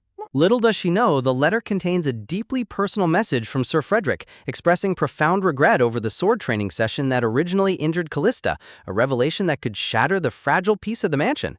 Deep within the echoing halls of the grand estate, the head maid reluctantly accepts the crown prince's strict commands, her voice trembling as she promises to deliver his message. Standing before the enigmatic heir, she can't help but feel a sudden chill run down her spine, sensing the heavy, suffocating pressure of his royal authority. But in an instant, Henrik's cold demeanor melts away into a charming, gentle smile as he warmly thanks the staff for their tireless efforts, throwing them completely off guard. The servants whisper in hushed, excited tones, utterly enchanted by his sudden display of benevolence, unaware of the deep calculation behind his kindness. With a soft, knowing chuckle, the prince reassures them that such a trivial matter is of no consequence, leaving a trail of mystery in his wake. Behind closed doors, the quiet ticking of the clock fills the dressing room, the calm before a storm that is rapidly gathering strength. Calista sits silently as her damp hair is tended to, her mind already racing with suspicion over Henrik's prolonged visit. Heavy silence is broken when the maid nervously presents a sealed letter revealing that the crown prince insisted on delivering it personally. Callista's eyes narrow as she recognizes the name of Sir Frederick on the seal, her heart skipping a beat at this sudden turn of events. The maid frantically explains that after handing over the mysterious missive, the prince immediately departed to formally greet the Duke and Duchess. She adds that Frederick is reportedly consumed by guilt over the training accident, his anxiety over her health reaching a fever pitch. Staring blankly, Calista realizes that the contents of the letter matter far less than Henrik's underlying motives. A prince like him never acts without a hidden agenda. She ponders the mysterious figure of Sir Frederick, wondering what hidden connection exists between the imperial swordmaster and the calculating heir. Brushing off her maid's worried protests, Calista stands up, declaring that she has no time to waste on resting when a larger plot is unfolding. The loyal maid pleads with her mistress to take care, terrified that her reckless actions will only worsen her fragile physical state. Ignoring the warning, Calista swiftly locks the letter away in a drawer, resolving to deal with Frederick's confession when she is finally alone. Pushing her anxieties aside, she turns her attention back to the room, suddenly remembering the other chaotic element she brought home today. Across the room, a chorus of delighted squeals erupts as the maids gleefully pamper the freshly bathed black foal, treating it like a precious new toy. Servants coo over how surprisingly docile and obedient the creature is, completely won over by its unexpected charm. They shower the beast with affection, utterly oblivious to the true rebellious soul trapped inside the tiny pony's body. Meanwhile, the foal lies limp on the floor, its spirit practically evaporating from sheer exhaustion after surviving the terrifying onslaught of aggressive cleaning. Calista watches the ridiculous display, her serious expression softening as she realizes how quickly the troublesome beast is integrated into her household. She dryly notes that the supposed wild stray seems to be thoroughly enjoying its luxurious treatment, much to her amusement. The maids bicker playfully over which fancy accessories to put on their new mascot, completely ignoring the foal's silent, glaring rage. With a sudden, deliberate step, Calista approaches the group, the heavy thud of her slipper instantly catching their attention. The startled maids quickly scramble backward, bowing in fear of their mistress's unpredictable temper. One of the maids nervously reports that they have completed her orders, successfully transforming the dirty beast into a pampered pet. As Calista steps closer, the newly decorated pony stands frozen, bracing itself for whatever cruel judgment the tyrant might pass. To everyone's shock, Calista merely smiles, noting with genuine warmth that the ridiculous bows actually suit the little beast perfectly. She gently strokes the foal's head, whispering a teasing greeting to her strange, stubborn new companion. The foal's intense crimson eyes lock onto hers, a silent, complex understanding passing between the two outcasts of this rewritten world. Suddenly, the grand chandeliers above shake as a booming announcement echoes through the palace corridors, shattering the peaceful interlude. The estate staff immediately drops to their knees in sheer panic, whispering that the powerful masters of the house have finally returned. Striding through the gold-lined halls, the Duke and Duchess arrive with an overwhelming aura of authority, demandingly asking about their daughter's condition. The servants tremble under their intense gazes, terrified of failing to explain the afternoon's chaotic events. Duke's eyes flash with a dangerous protective fire as he marches forward, his patience wearing thin by the second.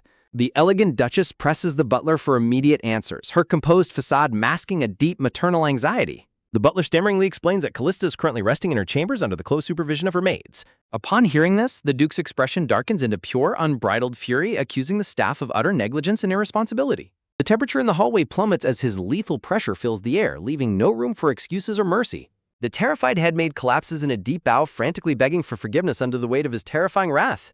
Sensing the escalating danger, the Duchess remains calm, her eyes narrowing as she prepares to take control of the situation. Ignoring the weeping servants, the Duke storms past, determined to see his daughter and demand a full explanation. The Duchess quickly follows behind, reminding him that confirming their daughter's safety must be their absolute first priority. With a heavy, dramatic creak, the ornate doors to Callista's private chambers are swung open, letting in a flood of blinding light. Inside, the maids gasp in shock, instantly recognizing the powerful figure stepping into the room. The Duke stands at the threshold, his piercing gaze sweeping the room to find any trace of harm on his beloved daughter. The Duchess steps forward, her gentle voice filled with a profound, emotional warmth as she calls out to her precious child. Standing before Calista in all her regal glory, she desperately checks her daughter for injuries, her heart aching with worry. But her eyes widen in shock as she demands to know why the Crown Prince claimed Calista was completely bedridden and unable to walk. The Duchess's sharp golden gaze narrows to fine slits as her mind races to piece together the wildly conflicting accounts of her daughter's sudden illness. Stepping deeper into the chamber, she demands to know why the Crown Prince would claim Calista was on the brink of death when she clearly stands before them. Beside her, Duke Haakon stands in heavy silence, his icy blue presence radiating a deadly seriousness as he awaits a believable explanation. Though his posture remains terrifyingly composed, a flicker of calculating intent crosses his features as he silently gauges his daughter's true state. Sensing the mounting pressure, Calista retreats beneath her heavy red blanket, desperately trying to concoct a story before her parents uncover her secret. But the Duchess steps closer, her voice laced with an overprotective concern that threatens to suffocate Calista's desperate cover-up. She explains that Henrik had sounded so incredibly panicked that he was already arranging for the imperial physician to rush to the estate. The mere thought of a royal doctor arriving to expose her fabricated fever sends a sudden wave of cold sweat washing over Calista. She recalls the Crown Prince's dramatic display, realizing with horror that Henrik deliberately exaggerated her condition to corner her in her own home. Mentally cursing the manipulative heir, Calista clutches her head in sheer exasperation, knowing she has been completely outmaneuvered by his schemes. Yet her mother's suspicion shifts back to the bizarre incident at the well, pressing to know if she truly risked her life just to save a drowning beast. Meeting her mother's worried eyes, Calista softens her gaze, offering a calm, reassuring smile to dispel the rising panic in the room. She gently apologizes for causing such a dramatic stir, hoping her sweet words will finally put her mother's overprotective heart at ease. With quiet sincerity, Calista vows that no matter how many lives she is granted, she would choose to be their beloved daughter every single time.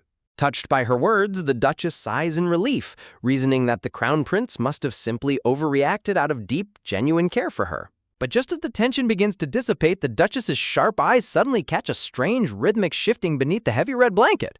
Her brow furrows in deep suspicion as she asks if Calista is hiding something underneath the cloth, her hand reaching out to pull it away. Before she can uncover the truth, Duke Haakon suddenly steps forward, his towering shadow completely enveloping his wife's attention. With a smooth, practiced elegance, he leans down and plants a gentle, sudden kiss on her cheek, catching her completely off guard.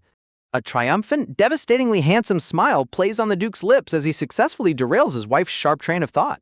Her face flushing a brilliant crimson, the Duchess stammers in embarrassment, heatedly lecturing her husband for being so shameless in front of their daughter. From the shadows of the blanket, Calista and her freshly bathed companion peek out, utterly deadpan at this display of parental affection.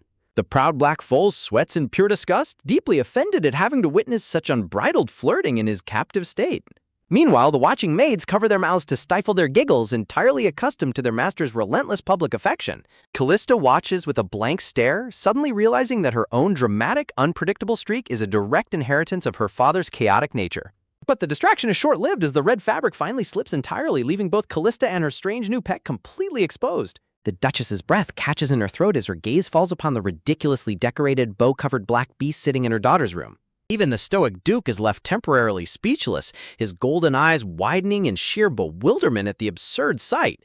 Breaking the stunned silence, the Duchess demands an immediate explanation for how a wild black pony managed to infiltrate the grand inner chambers. A nervous sweat beads on Callista's temple as she lamely claims she has no idea, offering the most unconvincing excuse possible. Foal bristles with silent indignation under his blanket, outraged by her casual dismissal of his grand, rebellious identity. But in that exact moment, a familiar, glowing notification flashes in the air, announcing a massive spike in Callista's attention toward him. Ignoring the silence, the Duke leans in with a sudden, intense gaze, asking if this is the legendary wild beast rumored to roam behind the castle. The Duchess's expression softens into a gentle, nostalgic smile as she whispers a name from the past, the descendant of the great Kadia. The Duke smiles warmly, noting with soft amusement that the creature's fiercely stubborn eyes match Callista's own rebellious spirit perfectly. But the peaceful atmosphere is shattered when Calista suddenly grabs the pony's leg, trying to force it to perform a ridiculous trick. Shocked and deeply offended by the sudden violation of his personal space, the beast glares at her with unbridled fury. To make matters worse, a barrage of blue system alerts explodes into view, threatening him with a sudden high-stakes side quest regarding Callista's fate. Watching his panicked reaction, Calista lets out a smug, calculating smile, realizing she now holds absolute leverage over this proud beast. With magical embers glowing around them, the foal reluctantly yields, sealing a silent, binding pact with the manipulative young lady. As their touch solidifies, the ancient power of the system locks them together, sealing a dangerous contract from which there is no escape. The pony shivers with dread under his cover, realizing that to survive in this rewritten world, he has no choice but to step into her chaotic battlefield. Even so, his pride suffers immensely as Calista continuously treats him like a common, obedient house dog rather than a majestic, untamed stallion. Thankfully, the arrival of the elderly family doctor offers a sudden escape as the physician offers to relocate the troublesome beast to the stables. Watching her parents walk side by side, Calista is struck by a rare sense of peace, looking at the perfect family she's determined to protect. A soft, determined smile graces her lips as she vows to preserve this fragile tranquility no matter what dark conspiracies loom on the horizon. As the first gentle snowflakes begin to drift down over the blooming white flowers, a quiet, peaceful dawn settles over the vast duchy. Far from the chaotic drama of the mansion, the snow-dusted stables stand serene and isolated beneath the crisp winter sky. Lying quietly upon a bed of fresh hay, the proud black stallion stares out into the falling snow, his mind racing with thoughts of his new chaotic master. But as the heavy winter dawn slowly blankets the surrounding trees, a chilling premonition suggests that this quiet peace is merely the calm before a devastating storm. The royal doctor's diagnosis is clear. The young lady only needs rest. Yet the massive, overly elaborate bouquet of blue flowers sent by the crown prince suggests a far more calculated motive behind his sudden concern. Relief washes over the Duke and Duchess as they lavishly reward the imperial physician, completely fooled by Calista's fabricated illness. Meanwhile, Calista remains in absolute tense silence, refusing to say a word. Staring blankly at the vibrant blossoms, Calista retreats further into her thoughts, the weight of her lies in the crown prince's looming shadow threatening to choke her. Far from her quiet room, a grim gathering takes place in the Duke's grand study, where a brewing crisis threatens the very stability of the territory. The chief advisor delivers a dire report. The brutal winter storm is predicted to rage on for weeks, locking the land in an icy, merciless grip. Worse still, localized food shortages are reaching a breaking point, and the vital emergency stockpiles have already begun to rot in their cellars. Outside, the howling winds and blinding snowdrifts continue to bury the villages, cutting off any hope of normal supply runs. Deeply troubled by the unfolding disaster, the Duchess tightly clutches a critical record scroll, knowing that inaction will mean ruin for their people. Duke Hawkins listens in grim silence as details of the suffering peasants emerge. Firewood is completely gone, forcing families to burn their own possessions just to survive. Out of sheer freezing desperation, entire communities are tearing down their own fences to fuel their dying hearths, a clear sign of impending tragedy. A dangerous, protective resolve flares in the Duke's icy gaze, refusing to let a single citizen of his duchy freeze to death on his watch. Stepping forward, the Duchess immediately commands a massive relief effort, ordering every available supply to be prepared for instant mobilization. But the Duke goes a step further. He declares that he will personally lead the dangerous relief convoy through the deadly blizzard to ensure its success. Duchess watches him with a mixture of pride and quiet dread, knowing the brutal journey ahead will test them all to their absolute limits. Yet beneath the cover of the raging winds, a subtle, invisible shift in the magical currents signals that the true trial is only just beginning. Days bleed into nights, and just as the duchy reaches its limit, the clouds finally part, revealing a blinding dawn that signals the end of the devastating storm. At the snow-laden stables, the weary caretakers finally breathe a sigh of relief, completely unaware of the legendary creature slumbering in their stalls. Inside, a stable boy gently secures a warm blanket around the young stallion, speaking soft, comforting words to the proud beast. But beneath his floral cover, the stallion's ruby eyes burn with an acute intelligence as he overhears gossip about a grand ice sculpture festival starting tonight. Seizing the perfect opportunity to escape his dull confinement, the black foal bolts past the startled stable hands, a streak of pure darkness against the white snow. Halting outside, he looks back with a chilling realization. This sequence of events feels dangerously familiar, almost like a pre-programmed event. In that exact moment, a haunting premonition floods his mind, warning him that the system's main questline is about to drag Calista and other innocent children into a dark, unfolding trap. His fears are instantly realized when a glowing, translucent system window pops up right before his eyes, forcing him to face his chaotic destiny. With his status check finalized and his unique skills mastered, the stallion steels his resolve, ready to charge into the looming battlefield to protect his bizarre new master. Meanwhile, back at the majestic mansion, the peaceful facade masks a sudden, unexpected development that will shatter Callista's quiet recovery. Lazing comfortably in her plush bed, Calista is interrupted by her maid, who enters with an urgent letter sent directly from the sacred temple. Calista peeks out from her blanket, her curiosity instantly piqued as she recognizes the name of her dear friend, Veve. But her relaxed expression quickly hardens into suspicion. Why would Vive send a letter directly to the mansion instead of using their usual secret intermediary? Inside the parchment, Vive's familiar, elegant handwriting begs Calista not to forget their highly important secret rendezvous.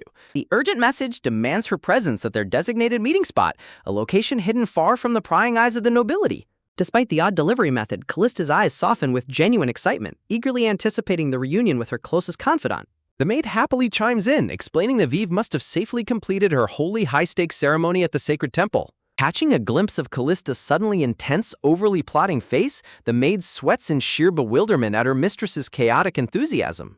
Little do they know, far away at the Grand Cathedral, the sacred temple grounds harbor secrets far darker than any simple ritual. Deep within the marble halls, high-ranking priests quietly discuss Lady Veronica's sudden, mysterious fever that has only just begun to recede. Behind a thick crimson veil, a delicate silhouette sits in absolute isolation, trapped in a gilded cage masquerading as a sanctuary. Suddenly, a brilliant green eye snaps open, burning with a silent, desperate plea for help that no one in the temple is permitted to hear. The illusion of safety is violently shattered as a terrifying, high-stakes system warning flashes across the night sky, declaring Callista's sudden, mysterious abduction. Beneath the towering crosses of the empty cathedral altar, the quiet air heavy with incense masks the cold, calculated execution of a sinister plot. Outside the grand, closed sanctuary doors, a tense rustling sound echoes, signaling that the conspirators have already breached the holy grounds. Two figures meet in the dim, imposing corridor, their hushed whispers dripping with the dangerous, unspoken understanding of what must be done next. Clad in grand golden vestments, Pope Joan steps forward, his gentle, serene smile hiding a mind of unmatched, cold cruelty. He speaks softly of the saint's miraculous recovery, praising the gods for sparing such a pure and compassionate child from her terrible illness. Yet, as his gaze drifts upward, a deeply unsettling, triumphant smirk plays on his lips, revealing the dark ambition festering beneath his holy facade. Beside him, the high-ranking priestess lowers her eyes, her tense posture betraying a profound, gnawing dread regarding their master's true intentions. Leaning in close, she delivers a critical update, whispering that the saint has recently been exchanging a massive volume of highly suspicious correspondence. The Pope's eyes narrow as he learns that dozens of letters have been secretly dispatched directly to the Duke Hawkins estate under the guise of casual chatter. He watches from the shadows of his mind, recalling the dangerous growing bond between the rebellious Calista and the fragile saint. Remembering Callista's sharp, fearless smile, the Pope knows that this unpredictable girl poses a catastrophic threat to his grand divine design. His expression turns cold and utterly merciless as his inner thoughts seal her doom, declaring Calista as an unwanted plague, a child whom His Holiness will personally see destroyed. Standing deep within the silent cathedral corridors, Pope Joan maintains his serene, saintly facade, yet the sharp glance of his head priestess hints at a dark, unfolding conspiracy. Behind the cathedral's holy marble walls, a grim truth festered. To the righteous church, anyone who dares to stray from their divine path is labeled as a creature cursed by God himself. Within these oppressive halls, even the most loyal servants walk in absolute silence, sensing the heavy, suffocating pressure of their master's true nature. Trapped inside her gilded cage, young Saint Veronica stares blankly into her ornate cup, her heart heavy with a profound, aching isolation. The heavy silence of her chamber is shattered as the Pope and his head priestess quietly slide the doors open, bringing a chilling draft into her fragile sanctuary. Still reeling from a devastating fever caused by a brutal spiritual cleansing ritual, Veronica can barely find the strength to sit up in her bed. Before she can even offer a proper bow, Joan raises a gentle hand, his soft voice urging her to remain resting as he hides his cold calculations. Stepping closer to her bedside, the Pope offers a warm, benevolent smile, praising her sudden and miraculous recovery. Claim her part in this delicate game of survival, Veronica forces a sweet, obedient smile, thanking His Holiness for his divine blessings. Yet beneath his peaceful, smiling eyes, a flash of pure malice suggests that he sees right through her fragile compliance. He credits her healing to the temple's sacred holy water, completely ignoring the suffering she endured during their cruel rituals. Or in the eyes of the Pope, no amount of physical torment justifies neglecting one's sacred devotion and prayers.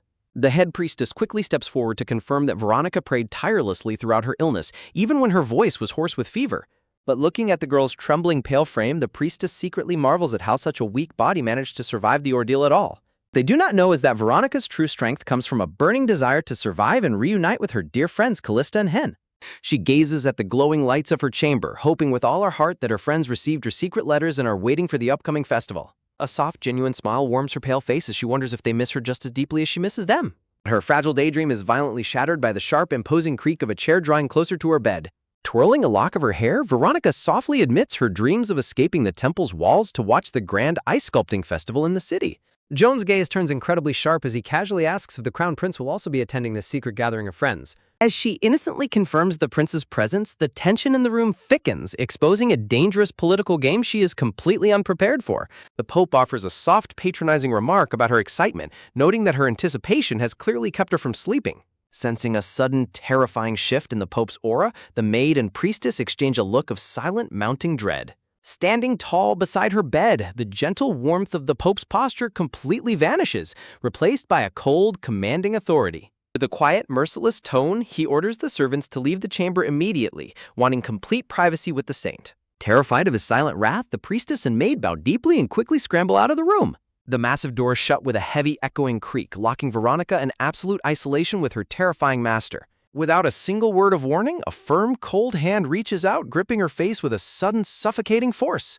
Veronica's eyes snap wide in pure terror as the benevolent father figure she trusted completely dissolves into a monster. Leaning in close, his face half-shadowed by darkness, Joan warns her that there are far more important matters for a Saintess than a foolish festival.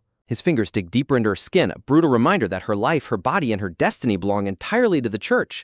Pulling her into a forced, suffocating embrace, he demands she forget her worldly friends and focus entirely on her sacred duties. As a surge of overwhelming, agonizing divine power floods her body to forcefully mend her illness, Veronica can only cry out in silent, helpless dread. Releasing her as quickly as he grabbed her, Joan turns his back and walks away, leaving a chilling warning not to be distracted by outside ties. Outside the closed doors, the priestess stands frozen in shock, realizing that the twisted closeness between the Pope and the Saintess is far more sinister than anyone dares to speak aloud. Left alone in the shadows, the Pope's true, merciless expression is exposed, his gaze burning with a terrifying, absolute desire for control. Meanwhile, far from the oppressive cathedral, a quiet winter night blankets the outer outpost of the Duke's territory where guards stand watch over the storage barns. Inside the warm barn, the guards comfortably inventory their winter rations, completely unaware of the sudden crisis brewing right outside their door. Suddenly, a panicked stable hand bursts inside, screaming in absolute terror that the legendary black pony has completely vanished from his stall. Miles away, a sleek black hoof steps silently onto the snowy cobblestone streets of the bustling city, slipping past the guards unnoticed. Free from his dull confinement, the proud black stallion stands tall in the crowded streets, having successfully located the Grand Winter Festival. Suddenly, a glowing system window flashes before his ruby eyes, offering a massive reward of affection points and secret items if he completes his new quest. Letting out a heavy, dramatic sigh, the majestic beast curses his luck, annoyed at being dragged into another chaotic task by his manipulative master. But as the system's massive acceptance prompt solidifies in the air, he realizes he has no choice but to plunge headfirst into the danger. With a fierce, determined look in his eyes, the stallion steels his resolve, ready to unleash his true power to protect the foolish humans. He leaps forward, eager to test his newly mastered movement and riding skills against whatever obstacles lie ahead. Above him, brilliant festival banners and warm lanterns stretch across the night sky, casting a lively glow over the sprawling city. Blending seamlessly into the festive crowds, the proud beast trots forward, keeping his senses sharp as he searches for Calista. He observes his surroundings with deep intelligence, amazed by how incredibly detailed and realistic this rewritten world truly is. But as he passes a colorful vendor of sweet candied fruits, a sudden chilling premonition halts him in his tracks, warning him that the trap has already been sprung. The festive chatter of the crowd rings out, shouting about unbreakable bouncy ice sculptures and encouraging everyone to pick out a souvenir. Yet beneath this cheerful veneer, the gears of a dangerous conspiracy are already turning. Suddenly, startled murmurs ripple through the crowd as onlookers spot a majestic black horse wandering completely unattended through the bustling street. Stallion realizes he must quickly find a hiding spot to blend in before his striking appearance draws too much unwanted attention. With no clear clues on where to begin his search, he knows his absolute priority is to track down the main players in this high-stakes game. His crimson eyes narrow in sharp concentration, catching a fleeting, familiar scent drifting through the frosty night air. Nearby, a protective maid gently warns her mistress of the uneven cobblestone path beneath her feet. Letting out a soft, delicate sigh of relief, the blonde young lady steps forward, her long curls catching the warm festival lights. Safely slipped away from her suffocating temple prison, Saint Veronica stands ready to experience the free world, her brilliant green eyes shining with silent hope. Gazing upon the sparkling festival lights and vibrant stalls, she whispers in utter wonder at how beautiful the city looks under the cover of night. Meanwhile, a strange system prompt flashes before the black stallion's eyes, warning him of a bizarre, hidden affection level variable. Frustrated by the cryptic message, he silently demands the system be clearer, his eyes scanning the crowd for the fragile Saintess. Lost in her own thoughts, Veronica looks around eagerly, wondering if her dear friend Calista has already arrived at their meeting spot. Spotting her in the crowd, the stallion is instantly blinded by the dazzling pure aura radiating from her tiny form. Even from a distance, the sheer brilliance of the Saintess's sacred energy is almost too intense for his sharp beastly senses to bear. Suddenly, a heavy vibration rattles the cobblestones as a grand commotion breaks out at the edge of the festival grounds. The festive crowd begins to gather in a frantic rush, whispering in awe about a heavily guarded procession fit for high-ranking nobility. Word quickly spreads through the astonished onlookers that the formidable knights of the Duke Hawkins estate have entered the city gates. Peeking past a wooden pillar, the stallion immediately recognizes the unmistakable arrival of his powerful master. He observes Calista closely, noting with a sense of protective fondness how much she seems to have matured in the month they spent apart. At the carriage door, a high-ranking escort bows deeply, warmly welcoming the young lady of the Hawkins estate to the winter festival. With effortless grace, her polished boot steps onto the platform, commanding the immediate attention of everyone nearby. Dressed in regal garments, Calista lowers her gaze, her striking blue hair cascading like a waterfall under the festive lanterns. She offers a polite, calculated smile to her hosts, gracefully stepping into the bustling crowd. The handsome, noble escort wishes her a wonderful evening, encouraging her to enjoy the festival to her heart's content. Calista acknowledges him with a quiet nod as he promises to watch over her safety from a discreet distance. Yet internally, Calista is deeply annoyed, questioning why her entrance had to be so ridiculously grand and eye-catching. She had fully intended to slip into the city entirely unnoticed, not accompanied by a full parade of armed knights in a giant carriage. She silently curses the stubborn royal who insisted on tagging along, completely ruining her plans for a stealthy arrival. She rolls her eyes at the crown prince's utter lack of common sense, bringing a literal army while claiming he wants to keep his identity secret.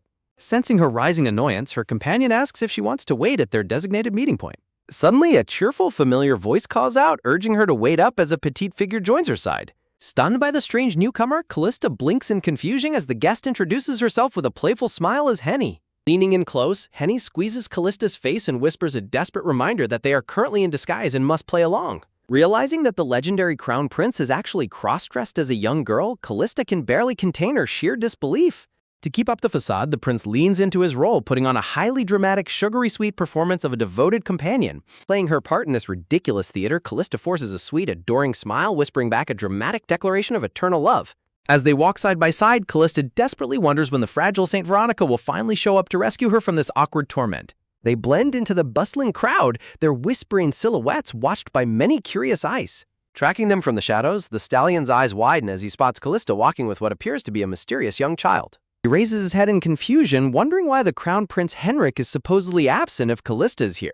Then a sudden realization strikes him. The strange child's magical aura is a perfect match for Henrik's royal energy. At a nearby stall, a gloved hand reaches out, pointing eagerly at a delicious glossy snack. The vendor offers Calista a stick of sweet candied oranges, but she quickly declines, stating she has no taste for them. With a mischievous, knowing grin, the disguised prince accepts the treat instead, highly amused by Calista's stubborn attitude.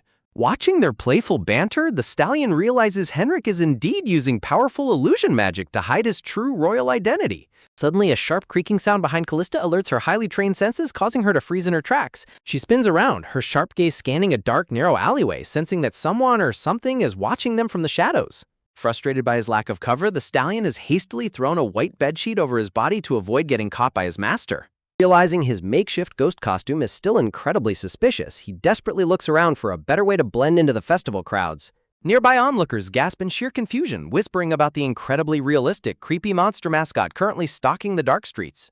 Through the bustling festive crowd, a familiar bright figure suddenly catches Callista's attention, waving enthusiastically from a distance. The long-awaited meeting is finally happening, but the sheer unpredictability of this crowded plaza sends a sudden jolt of anxiety straight through her. Inside her, the disguised crown prince instantly registers the newcomer's presence, murmuring the Saintess's secret nickname with a look of stunned disbelief. The fragile piece of the puzzle has finally arrived, but can they keep their identities hidden in this sea of strangers? There she stands, Saint Veronica herself, clutching a fluffy treat with a radiant, innocent smile that could disarm the cruelest of villains. Yet her blissful ignorance of the lurking dangers around them only heightens the terrifying stakes of this night. Suddenly, a nearby vendor shouts out the rules of a traditional winter festival game, the legendary apple bobbing contest, where fate itself is put to the ultimate test. It seems like harmless fun, but in this rewritten world, even the simplest games carry a heavy, unseen weight. Calista finds herself handed a single polished red apple, her brilliant blue hair catching the lantern light as she stares down at the fruit with intense skepticism. She came here on a serious mission, not to be distracted by silly festival folk customs. An eager townswoman leans in close, asking Calista if she seeks a fated love or has deep secret desires she wishes to uncover. Calista's mind races in utter bewilderment, wondering what on earth a floating apple has to do with the grand design of destiny. The woman gasps in sheer dramatic disbelief, astounded that a young lady of her standing is entirely ignorant of the city's most beloved romantic tradition. But Calista has no time for superstition when a dark conspiracy is actively breathing down her neck. The townspeople quickly explain the legend. Young girls play this game to find their true matches, and successfully biting the apple on the first attempt binds their souls across lifetimes. It is a powerful desire that transcends the boundaries of time itself, yet Calista remains entirely unmoved. To make matters worse, the woman whispers that placing the apple beneath one's pillow guarantees a dream of their soulmate that very night. Callista's jaw drops in silent horror, realizing she is being pressured to find a soulmate alongside a disguised 8-year-old child. Her golden eyes narrow in sharp focus as she looks at the water, realizing that ignoring the game might draw even more unwanted attention to their disguised group. If she must play this ridiculous theater, she will play to win, no matter the cost. With a triumphant splash, Veronica suddenly rises from the water, a bright red apple clamped firmly in her jaws as she proudly declares her victory. She succeeded on the very first try, but her joyful celebration is about to be cut short. Calista stands frozen in awkward silence, clutching her own dry apple while the surrounding crowd stares in absolute amazement at the fragile Saintess's bizarrely aggressive biting skills. The contrast between them is hilariously stark, but a sudden shift in the wind ruins the comedy. Startled onlookers gather around, whispering in absolute awe of how someone so delicate could master such a difficult challenge on her very first try. They beg for her secret, completely unaware of the holy energy surging through her veins. But Veronica's cheeks puff out in sudden, bitter disappointment as she realizes that her rapid success might actually mean she has no luck in romance at all. Her dramatic despair is as comical as it is tragic, completely missing the real danger lurking in the shadows. A brief chaotic memory flashes back. Veronica had practically dragged a reluctant Calista to the water's edge, only for Calista to effortlessly secure the first-place prize on her very first try. The irony is agonizingly sharp, and the friendly rivalry is only just beginning. Calista offers a playful, dazzling wink. Brushing off her spectacular victory is nothing more than a simple pastime to cure her boredom. Her cool confidence is a brilliant shield, but it only fuels the playful frustration of her companions. Internally, Calista scoffs at the very concept of romance, firmly believing that childhood sweethearts and Prince Charmings belong strictly in the pages of unrealistic fairy tales. She lives in a harsh reality, but her companion's heart is built on pure hope. Veronica quickly objects, her voice filled with passionate conviction as she insists that a heroic prince on a majestic white horse could appear at any moment. She believes in destiny, unaware that a very different kind of beast is currently watching her from the dark. Her face lights up with a pure, radiant smile of absolute optimism, her brilliant green eyes reflecting the sparkling lights of the festive night. It is a beautiful, fragile hope, one that Calista knows she must protect at all costs. Calista gazes back at the Saintess with a silent, complex emotion swirling in her eyes, realizing just how vastly different their worlds truly are. But before she can speak, a sudden commotion from their escort shatters the peaceful moment. The golden lights of the festival seem to blur as a sudden tension grips the air, warning them that their brief respite is quickly coming to an end. The stage is set for a dramatic turn, and the first sign of trouble is already walking toward them. Calista whirls around in shock as a frantic voice calls out to her, demanding to know the meaning of her sudden mysterious request. She expects an enemy, but what she encounters instead leaves her utterly speechless. There stands Sir Carl, completely overwhelmed and practically drowning under a massive overflowing box of fresh red apples. He gasps for air, tears streaming down his face as he explains he got carried away bobbing with the local children. Veronica looks on in sheer disbelief, asking if he actually lost count of his massive haul, while desperately begging Calista to teach her the secret of biting the apple on the first try. Calista merely deadpans, stating the obvious, but the lighthearted banter is a dangerous distraction. With a stern, commanding tone, Calista orders the tearful knight to handle the mountain of apples immediately, turning her back to focus on the crowd. She cannot afford to let her guard down, not when they are surrounded by hundreds of masked strangers. Above them, the dark winter clouds loom heavy over the city, the cold wind carrying the faint, unsettling sounds of a gathering crowd. The festive atmosphere is shifting, growing denser and far more volatile by the second. Stepping back into the heart of the plaza, the three companions weave through the dense crowd, their whispering silhouettes casting long, ominous shadows across the illuminated cobblestones. Every step feels like walking directly into a trap. Veronica marvels at the unusually lively atmosphere, wondering aloud if the crowd is simply celebrating the end of the devastating snowstorm. But Callista's instincts scream that this sudden, massive surge of people is anything but natural. He notes with growing suspicion that the streets are flooded with townspeople wearing elaborate masks and bizarre costumes. Right beside them, a ridiculous figure draped in a sweaty white sheet struggles to blend in, completely unaware that his master is mere inches away. Suddenly, the disguised Prince Henrik points toward a loud, boisterous crowd, inviting Calista to place a bet on the local animal fighting ring. He explains the brutal rules of the game with a deceptive smile, testing her reaction to the city's underbelly. A cold, dark shadow falls over Callista's face as the true cruelty of the game sinks in, her mind instantly rejecting the idea of abusing innocent creatures for cheap entertainment. The sheer inhumanity of the spectacle stirs a deep, quiet rage inside her. In her mind's eye, the brutal image of clashing beasts flashes in blood-red hues, reminding her that animal fighting is nothing more than a barbaric public execution disguised as amusement. This is the sick reality of the world she must change. Sensing her unspoken anger, Henrik's playful demeanor vanishes, his voice dropping to a serious tone as he agrees that forcing animals to mutilate each other is a disgusting, abusive practice. The mask of the carefree child is slipping, revealing the sharp mind of a ruler. His bright eyes turn cold and calculating, noting that such a depressing, violent spectacle has absolutely no place in a true celebration. The dark undertones of this festival are finally coming to light, exposing the corruption hidden beneath the joy. He warns her that these destructive, bloodthirsty tendencies are highly popular among the bored, twisted elites of high society who crave violence to feel alive.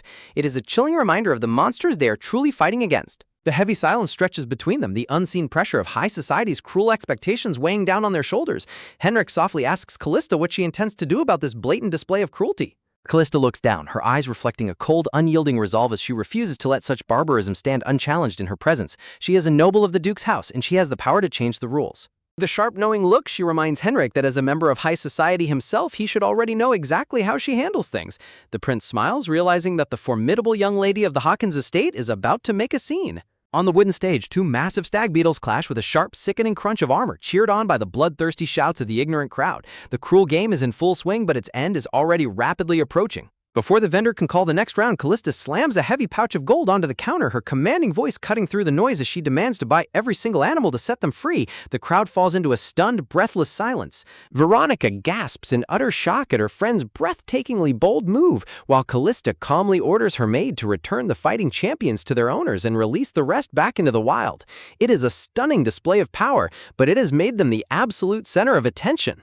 Watching the maid carry out the orders, the stallion hidden beneath the white sheet sweats profusely in sheer panic, terrified that his proximity to his master is about to blow his cover. He must move, and he must move now. His glowing crimson eye narrows behind the makeshift ghost costume, his mind racing as he realizes that despite all this chaos, there is still absolutely no sign of the actual culprit. The trap is active, but the mastermind remains invisible.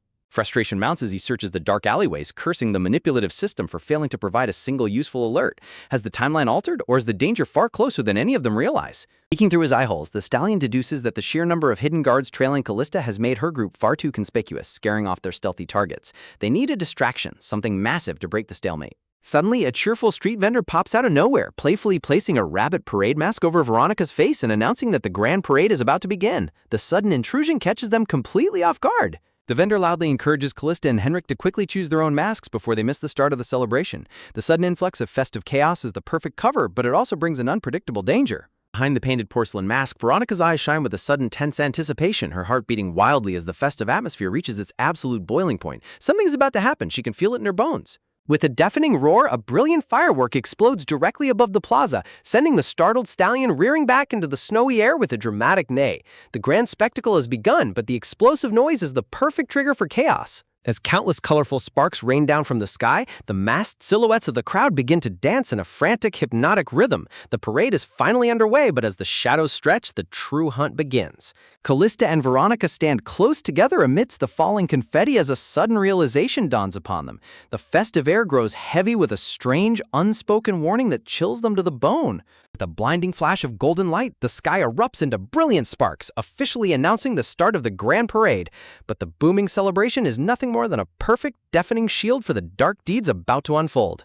As the golden fireworks illuminate the sky, dark, sinister silhouettes begin to move through the dancing crowd. Calista looks down, her eyes narrowing as she senses the immediate threat closing in under the cover of the explosive noise. The chaotic surge of the crowd violently separates the companions, forcing Veronica to cry out in panic as she is swept away from Callista's side. The sheer density of masked strangers threatens to swallow the whole. In the midst of the sudden rush, the precious cargo of captured insects is nearly lost as the maid drops her bag in a desperate scramble.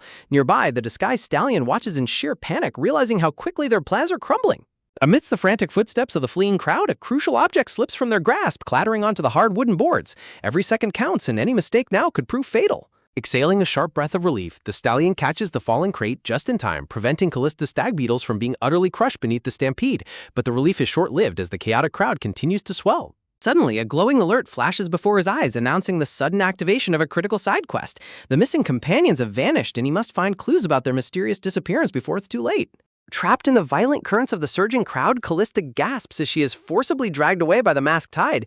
The sudden, overwhelming pressure of the bodies around her leaves her completely helpless. Her eyes widen in sheer shock as the darkness of the festive crowd closes in, her vision blurring as she realizes she's been completely isolated from her protectors. Desperate cries of her name echo through the brilliant lights of the plaza, but Calista is pulled deeper into the shadows. The trap has been sprung with terrifying absolute precision. Lost in the chaotic scramble, her beautiful blue butterfly ornament slips from her hair, clattering onto the cold, hard cobblestones as a silent testament to her sudden abduction. Meanwhile, the stallion looks down at the strange bugs in his possession, highly skeptical of why they were even carrying these creatures in the first place. But the tiny stag beetles seem to hum with a bizarre sense of gratitude, completely unaware of the looming danger. Back on the dark, deserted cobblestones, the glittering butterfly ornament lies forgotten, shining faintly under the winter sky like a trail of breadcrumbs waiting to be discovered. The festive plaza is suddenly left eerily empty, the echoes of the parade fading into a chilling, unnatural silence that grips the snow-covered streets. Realizing he is completely lost and has entirely lost track of Calista, the stallion panics, crying out in desperate frustration as he struggles to navigate the unfamiliar city streets in the dark. Suddenly, the sharp voices of guards echo through the alleyways, urgently calling out to split up and search every single corner of the plaza before the parade passes through. The search is on, but the enemy is already multiple steps ahead. Hiding in the shadows under his sweaty white sheet, the stallion grumbles, realizing that the overprotective guards sticking to him like glue are only hindering his desperate quest. He needs them gone if he is going to find any real clues. Fortunately, the explosive arrival of the parade provides the ultimate distraction, scattering the guards and allowing the stallion to slip away unnoticed. The quest can finally progress, but the clock is ticking. Looking down at the surviving stag beetle in his hand, the stallion sighs, deciding to temporarily store the tiny creature inside his digital inventory to keep it from causing any more chaotic trouble. He silently thanks his luck for choosing the magical picture book as his previous quest reward, providing him with the perfect storage space for his bizarre collection of items. Inside the glowing pages of the book, the tiny, colorful insects cheer in celebration, thrilled to have found a safe haven away from the dangerous stampeding crowd.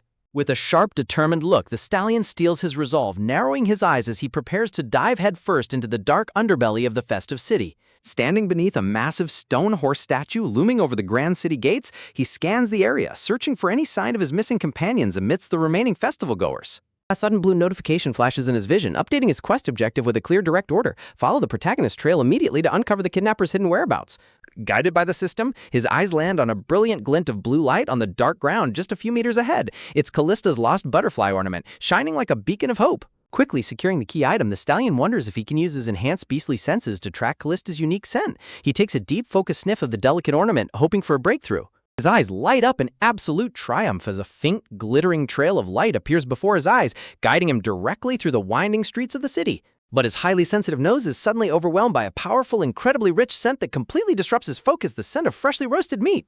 Images of succulent, sizzling meat skewers dance in his mind, the mouth-watering aroma proving to be an utterly irresistible temptation to his primal instincts. His mouth begins to drool uncontrollably, triggering a harsh, sudden warning from the system as penalization points are instantly deducted from his score for succumbing to temptation. To make matters worse, a nearby street vendor bursts into a hearty laugh, pointing and teasing the horse who is drooling over her delicious, freshly grilled meats. Snapping back to his senses in a sudden panic, the stallion realizes that his tracking scent has been completely ruined, mixed with perfumes, food, and the chaotic odors of the festive crowd.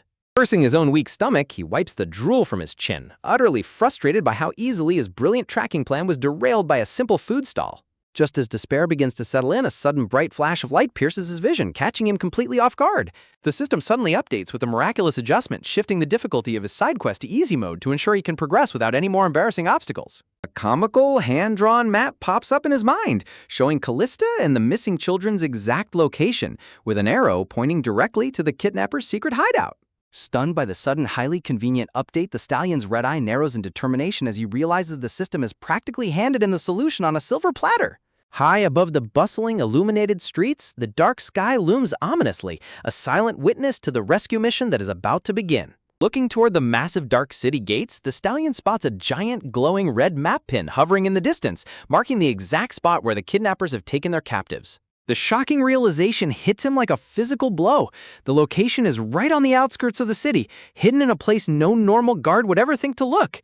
Confident in his newly pinpointed target, he prepares to charge toward the city gate, ready to crash through whatever obstacles stand between him and the missing children. Glowing blue arrows materialize on the cobblestone floor, paving a clear, unmistakable path for the stallion to follow directly to the target. Meanwhile, inside a dark, suffocating space, a faint voice whispers in sheer terror, wondering what kind of horrible place they have been dragged to.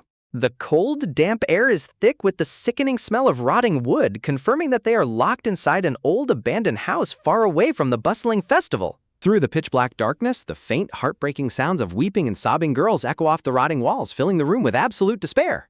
Suddenly, a rough hand shoves Calista into the dark room, the cold air rushing past her as she is brutally cast aside like a common prisoner.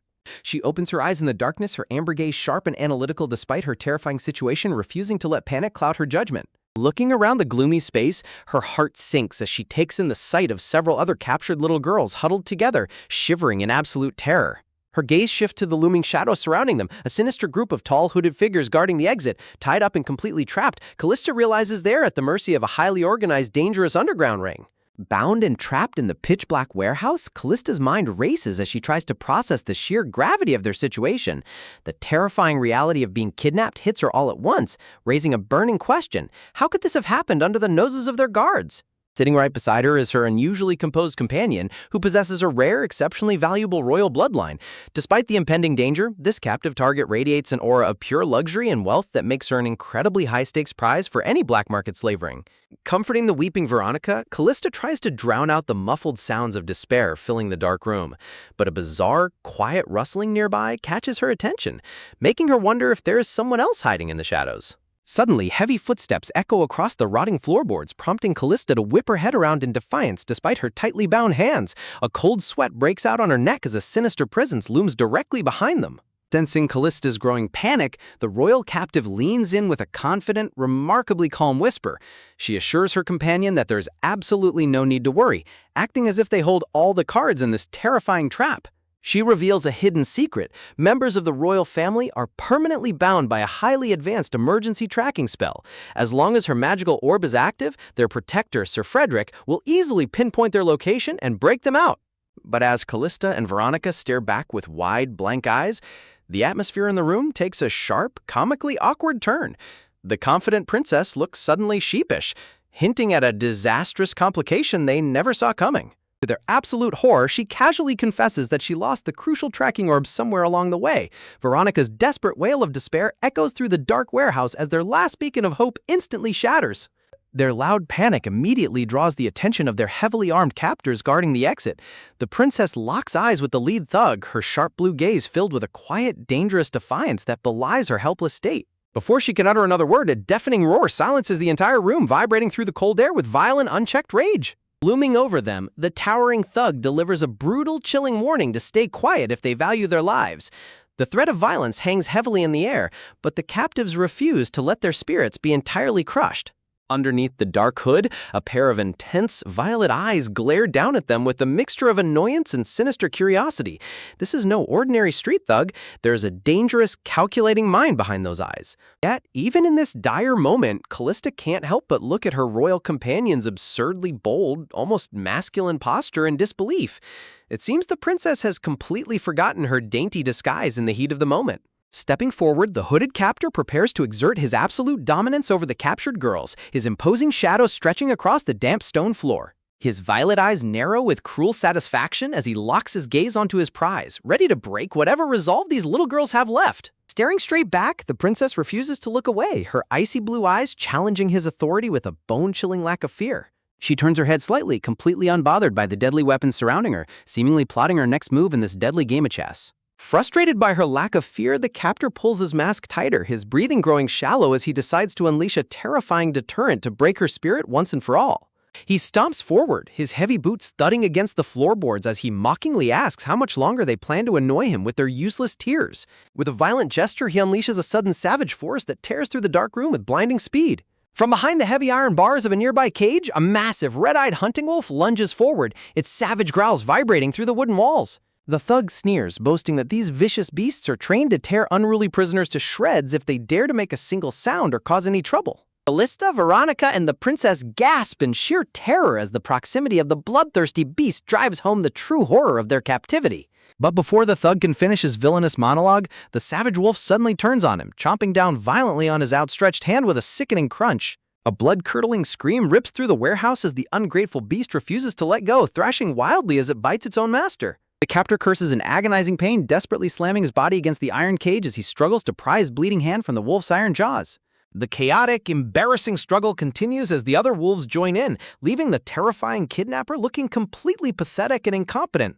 A heavy, awkward silence falls over the captive girls as they watch the absolute train wreck unfold before them. Calista facepalms in disbelief, realizing their captor is unbelievably dumb. Meanwhile, peeking through a crack in the wooden walls, the stallion's red eye widens in shock as he hears the muffled sounds of the chaotic struggle inside. Confused by the bizarre noises of screaming men and snarling beasts, the stallion realizes he must act quickly before the situation spirals completely out of control. Peering closer, his gaze hardens as he spots the caged hunting beasts, realizing this rescue mission will be far more dangerous than he originally anticipated. Suddenly, his system interface flashes with a critical update confirming the exact location of the targets and warning him of multiple active hostiles inside the warehouse. Though the easy mode has successfully guided him to the hideout, the stallion grumbles as he realizes that dealing with bloodthirsty hunting beasts is anything but easy. Inside, the white wolf snaps its jaws with savage hunger, its red eyes locked onto the shivering children as its saliva drips onto the cold floor. Veronica shrieks in absolute terror, clinging desperately to Calista as the terrifying beast snaps closer and closer to their hiding spot. Outside, the stallion's heart drops as he hears Veronica's panicked cries, his protective instincts screaming at him to tear down the doors immediately. Through her tears, Veronica begs the heartless thugs to let them go, her small voice trembling with absolute despair. But her pleas fall on deaf ears as the entire gang of cloaked kidnappers closes in, surrounding the helpless children with no escape in sight.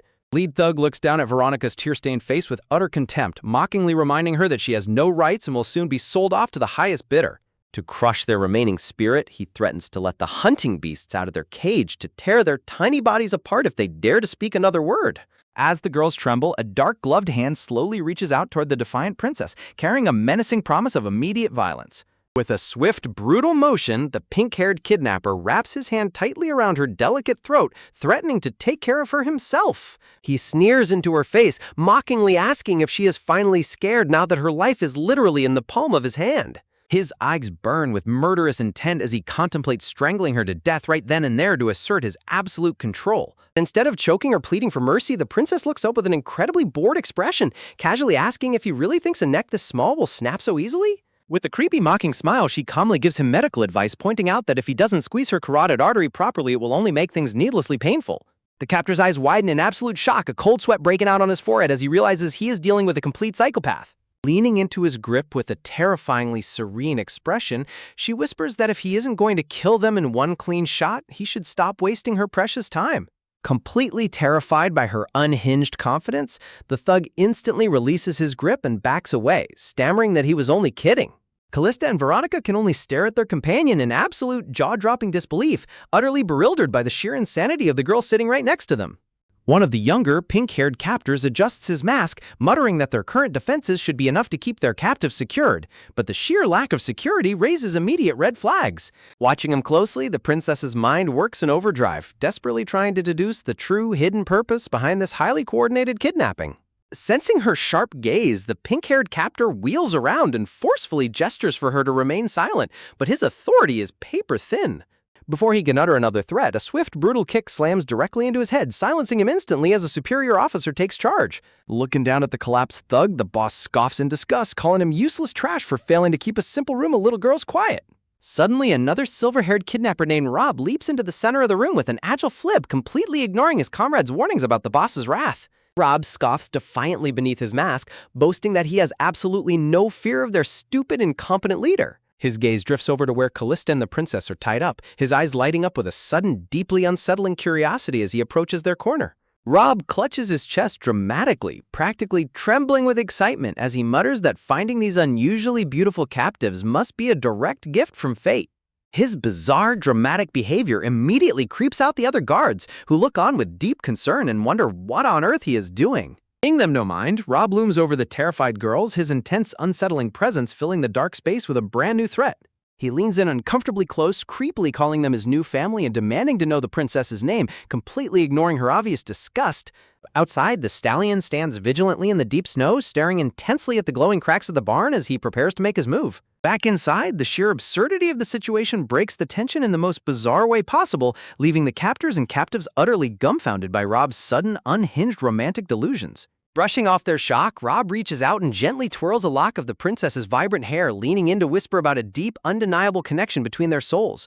The princess shuts her eyes in sheer annoyance as he continues his bizarre courtship, completely unfazed by his creepy ramblings about them forming the perfect assassin couple. Rob stares down at her with a blank, intense gaze, his twisted obsession growing more dangerous with every passing second of her silence. He leans in even closer, practically sniffing her hair with a deeply unsettling sigh of admiration, completely lost in his own twisted fantasy.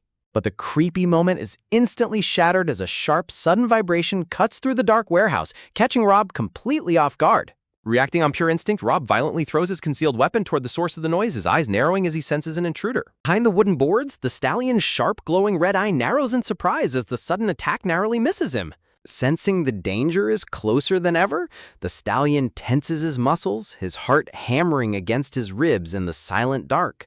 Peering through the app, the stallion realizes his stealth cover has been blown, forcing him to quickly calculate his next move before he is cornered. Inside, the sudden crash prompts the other thugs to panic, shouting for the mysterious intruder to show themselves immediately. But after staring into the darkness for a tense moment, Rob scoffs, waving off their concerns and claiming there is absolutely nothing out there. He turns back with a chilling, self-assured smirk, completely dismissing the possibility of any external threat to their operations. The princess looks away with a sweat drop of sheer exasperation, realizing that their captor is not just dangerous but completely delusional. Her eyes widen slightly as she spots the sharp dagger Rob threw, now deeply embedded and vibrating in the wooden wall behind them.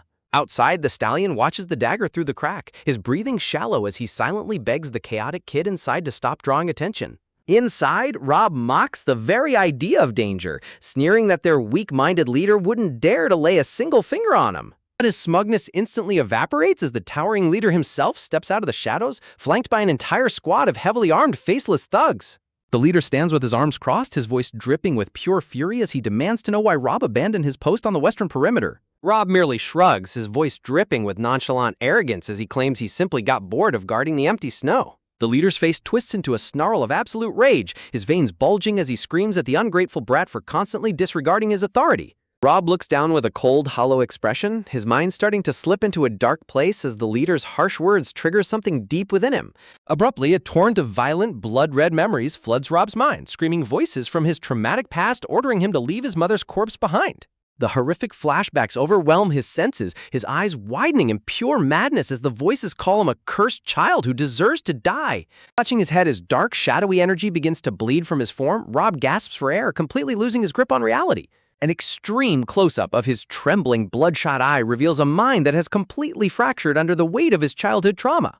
Looking at the trembling, manic boy, the princess can only watch in absolute horror, realizing this unstable kidnapper has completely lost all common sense.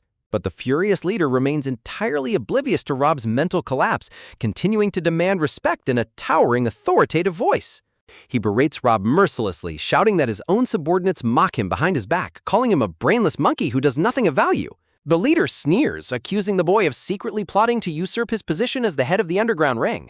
Rob's head drops as a terrifying low chuckle rumbles in his throat, a sinister grin spreading across his face under the cover of his hair. Suddenly, Rob bursts into a fit of wild, manic laughter, clutching his face in sheer madness as the internal voices completely take control of his actions. The princess recoils in absolute disgust, her face twisting in horror as she watches the terrifying psychological meltdown unfolding right in front of her. Without warning, Rob lunges forward and violently grabs her white dress, his eyes manic as he vents his explosive, deeply rooted hatred. Terrified and disgusted, the princess screams at him to get away, her cheeks flushing with a mix of anger and sheer panic as his grip tightens.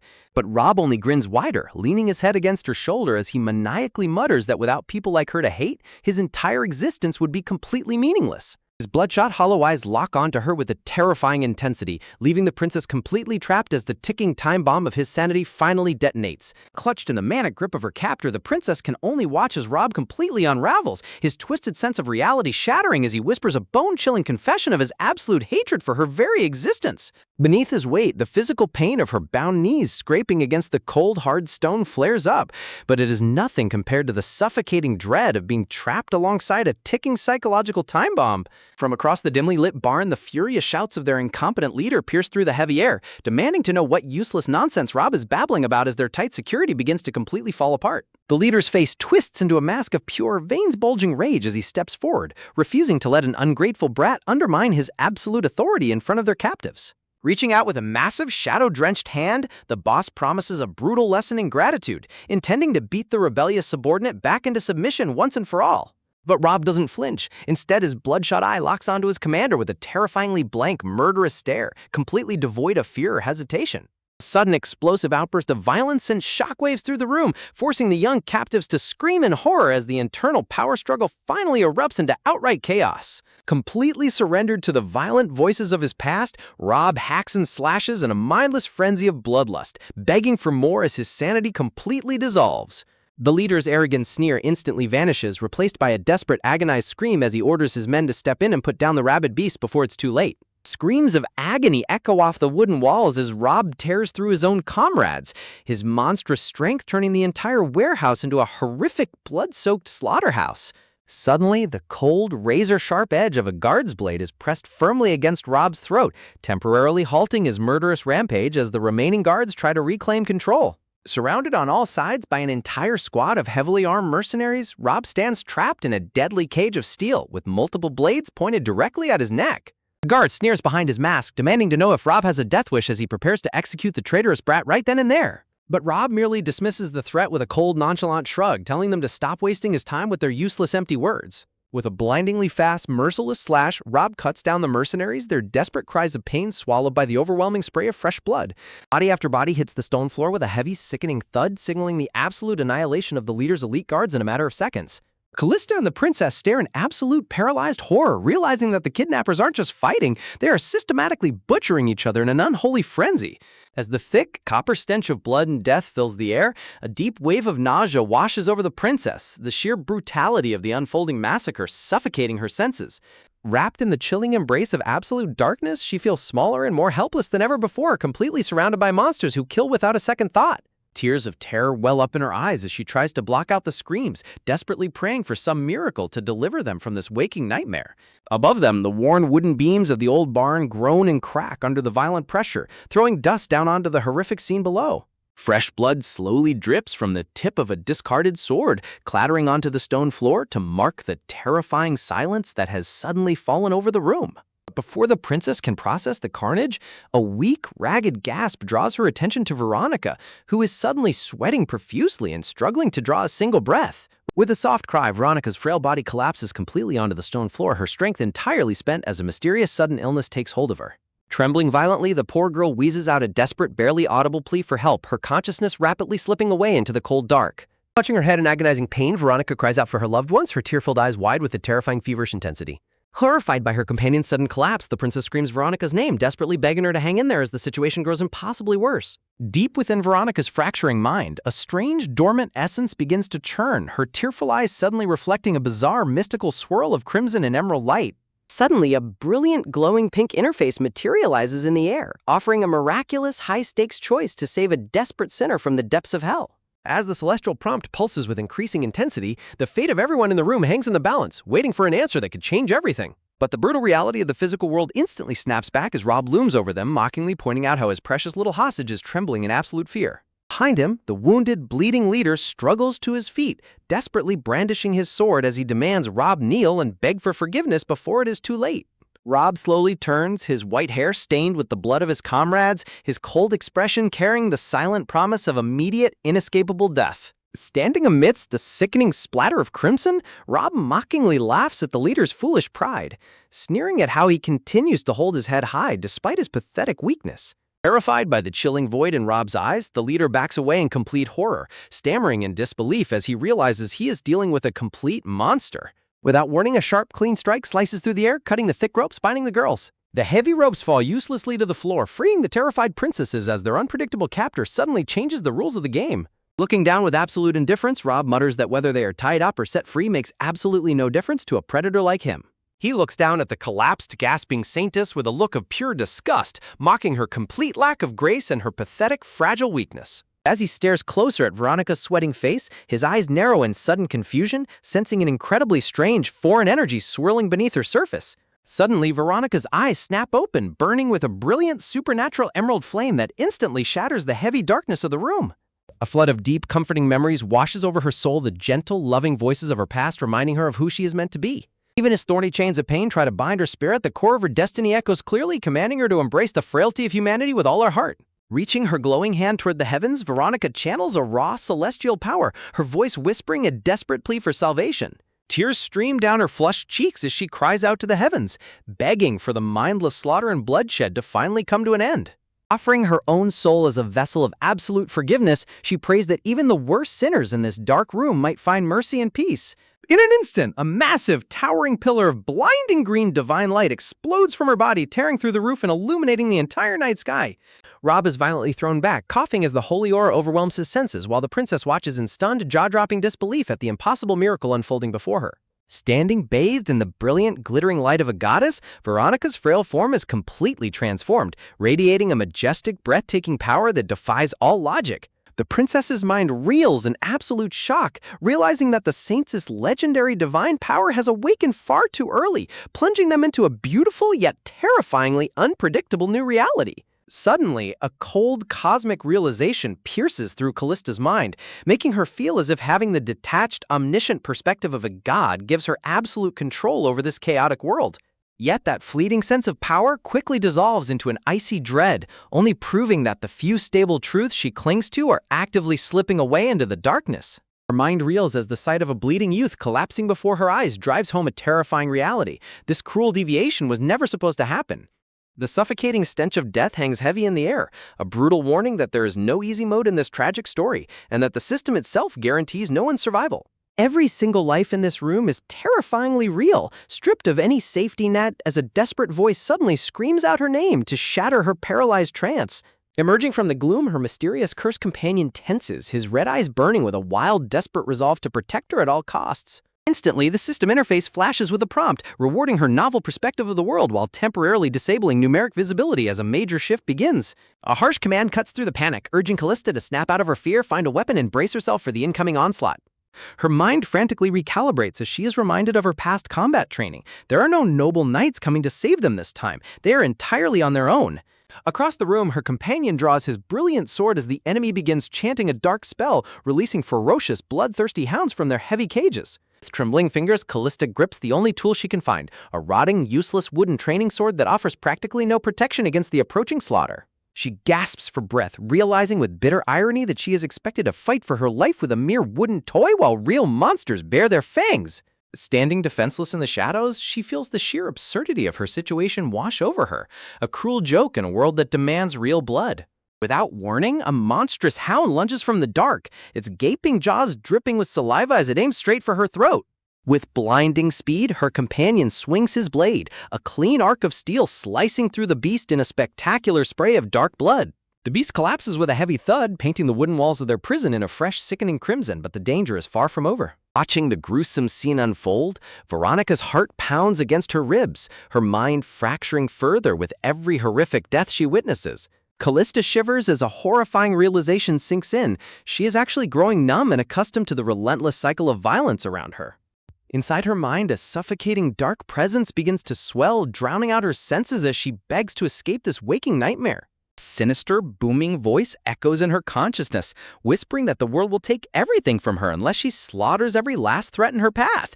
Unable to bear the corrupting thoughts, Calista screams aloud, clutching her head as she desperately fights to block out the murderous voices. Her companion yells her name, his voice cutting through the mental noise, urging her to snap out of the madness before she is consumed. But there's no time to recover as a towering, blood-red shadow loomed directly over the defenseless girls, ready to tear them to pieces. A warning cry pierces the air, desperate and frantic, screaming for Veronica to look out as the shadow lunges from behind. Panic surges as the system window flashes red with urgent warnings, repeatedly demanding she assist the two young women before it is too late. Amidst the chaos, a cold, analytical realization flashes in her mind. Something about this deadly, sudden assault is deeply wrong. Logic matters little as the beast's gaping maw closes in on them, its razor-sharp fangs glinting with lethal intent. But at that exact moment, her cursed companion feels his legs move on pure instinct, throwing his own body forward without a single thought for his own safety. Calista watches in absolute shock as the cursed beastman charges ahead, running with every ounce of his remaining strength to reach her first. Her eyes widen in absolute disbelief as she realizes the massive sacrifice unfolding right in front of her.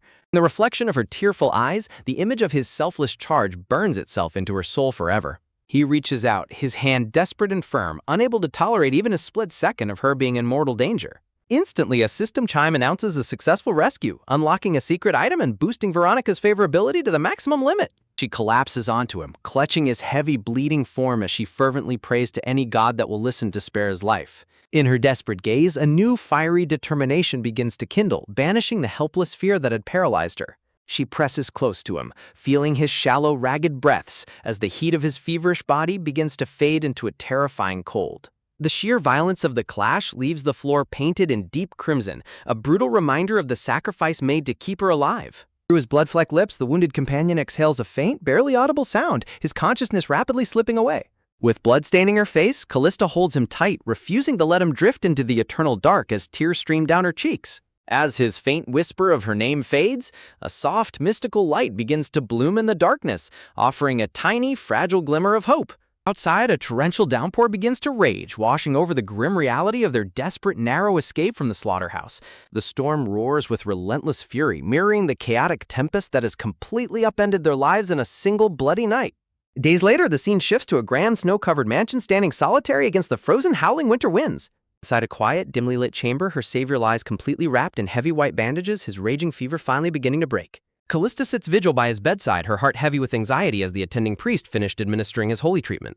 A heavy metallic clatter echoes through the room, a stark reminder of the constraints and dangers still lurking beyond these peaceful walls. The priest sighs heavily, turning to Calista to explain that he has done everything in his power and now his recovery lies entirely in his own hands. He looks at her with a solemn expression, warning her that survival will now depend on his sheer will and her unwavering support. He cautions her that to prevent his severe wounds from festering, they must remain hidden and vigilant in the safety of their sanctuary. Yet the priest can't help but ponder how someone so gravely mangled is still clinging to life, leaving Calista to face an incredibly uncertain, dangerous future. Callista's heart stops as the priest's words hang in the freezing air, offering a single fragile thread of hope. The mangled creature has fought off death for 3 agonizing days, refusing to let go. Wrapped tightly in stark white bandages, the black horse lies still, yet a fierce, unyielding will to live burns within its chest, defying all medical logic and shocking everyone who witnesses its survival. The vast, oppressive silence of the room is heavy with anxiety as the servants whisper in fear and the priest prepares to depart, leaving Calista alone with her thoughts and a ticking clock of dread. Outside, the relentless winter storm batters the glass, mirroring the cold uncertainty gripping Callista's soul as the priest extends a final, sobering offer to assist if the worst should happen.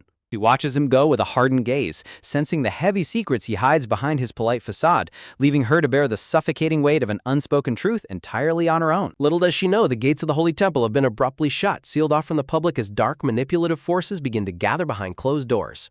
Deep within the inner sanctum, the Pope himself stands guard over Saint Veronica, ensuring that her newly awakened volatile power remains strictly under his absolute calculating control. Suddenly, a soft, trembling voice shatters the tense silence of Callista's room, pulling her back from the abyss of her dark, spiraling thoughts. Standing in the shadows, her blue hair swirling like a stormy sea, she feels the icy tendrils of loneliness clawing at her heart as the shadows of the mansion seem to stretch longer. Outside, the blizzard howls with renewed violence, rattling the heavy glass frames like a warning from the frozen world that time is rapidly running out for them all. The maids exchange terrified, nervous glances, their hands trembling as the sheer gravity of the situation and the mysterious nature of their guests threaten to break their composure. Resting her chin on her hand, Calista stares blankly into the distance, her mind racing as she desperately pieces together the chaotic events of the bloody night that changed everything. Her memory flashes back to 3 days ago when Sir Carl's elite search party ruthlessly used a captured assassin to hunt down the location of the missing terrified girls deep within the dark forest. A brutal, chaotic clash erupted in the freezing woods, swords clashing and blood sprang as the knights fought desperately against the remaining bloodthirsty killers. Through the deafening din of battle and the howling wind, a desperate, lung-bursting scream pierced the air, begging the knights to save the fallen, bleeding black horse. Covered in the warm blood of his enemies, Sir Carl desperately urged Calista to calm down, promising to summon the temple's healers as she screamed in absolute denial. Tears mixed with blood on her pale cheeks as a crushing, undeniable despair tore through her chest, knowing with terrifying certainty that her savior was on the brink of death. Refusing to let go, she clung to the massive, heavily bleeding form of the black horse, her hands staining crimson as she desperately tried to hold its fading warmth. She gently cradled its muzzle, her heart breaking as she realized this magnificent, intelligent creature, a legendary treasure of her family, was slipping away into the dark. Suffocating realization gripped her soul. If this beloved protector died here, she would lose its brilliant, comforting presence from her life forever. Pouring her entire soul into a desperate plea, she begged whatever gods remained to spare the beast, vowing to keep it by her side for the rest of her days. Back in the present, a sudden ragged gasp of pain echoes from the bed, instantly breaking the quiet and sending a jolt of pure adrenaline through Callista's veins. A strange, mystical shimmer ripples through the dim bedroom, twisting the shadows as a sudden, impossible metamorphosis begins to unfold before her very eyes. From the darkness of the bed, a single, piercingly sharp crimson eye snaps open, burning with a fierce, supernatural intelligence that is undeniably human. Sitting up abruptly, a heavily bandaged, black-haired youth gasps for air, his human chest rising and falling as he struggles to comprehend his own sudden existence. His glowing eyes widen in sheer confusion as he looks down, finding Calista sleeping peacefully beside him, her small form radiating a comforting, fragile warmth. Moving on pure instinct, his newly formed fingers gently reach out to touch her hair, a wave of profound relief washing over him to find her safe and unharmed. But as his gaze falls upon his own trembling hand, a shockwave of disbelief freezes the blood in his veins, staring at pale human skin where hoofs should be. Clutching his forehead in a daze, his mind reels as he tries to process the sheer mind-bending absurdity of his transformation. He has somehow become a human. He stares at his fingers again, flexes his joints, and realizes that the fragile boundaries of the story have completely shattered, leaving him in a body he never expected to possess. In the quiet room, the steady rhythmic ticking of the grandfather clock echoes like a countdown, signaling that a massive shift in destiny has officially begun. Suddenly, the glowing system interface flashes to life before him, declaring his high-stakes rescue mission a resounding success and granting him a game-changing power. The interface reveals that for surviving an impossible side quest, he has unlocked a special privilege, the ability to seamlessly manifest and maintain his human form. He stares at the glowing text in stunned silence, his analytical mind racing to comprehend the mechanics of this newly granted supernatural feature.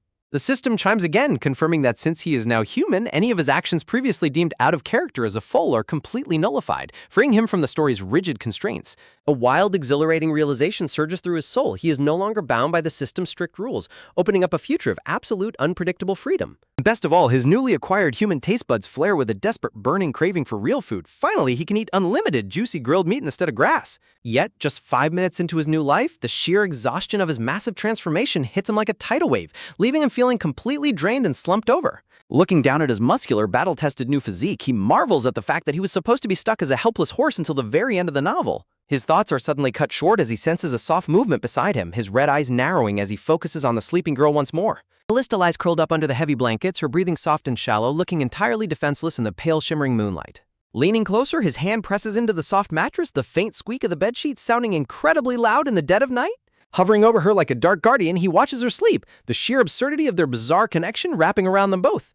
He notes how she sleeps without moving a single inch, looking so perfectly still and fragile that she seems like a tragic heroine plucked straight from the pages of a novel.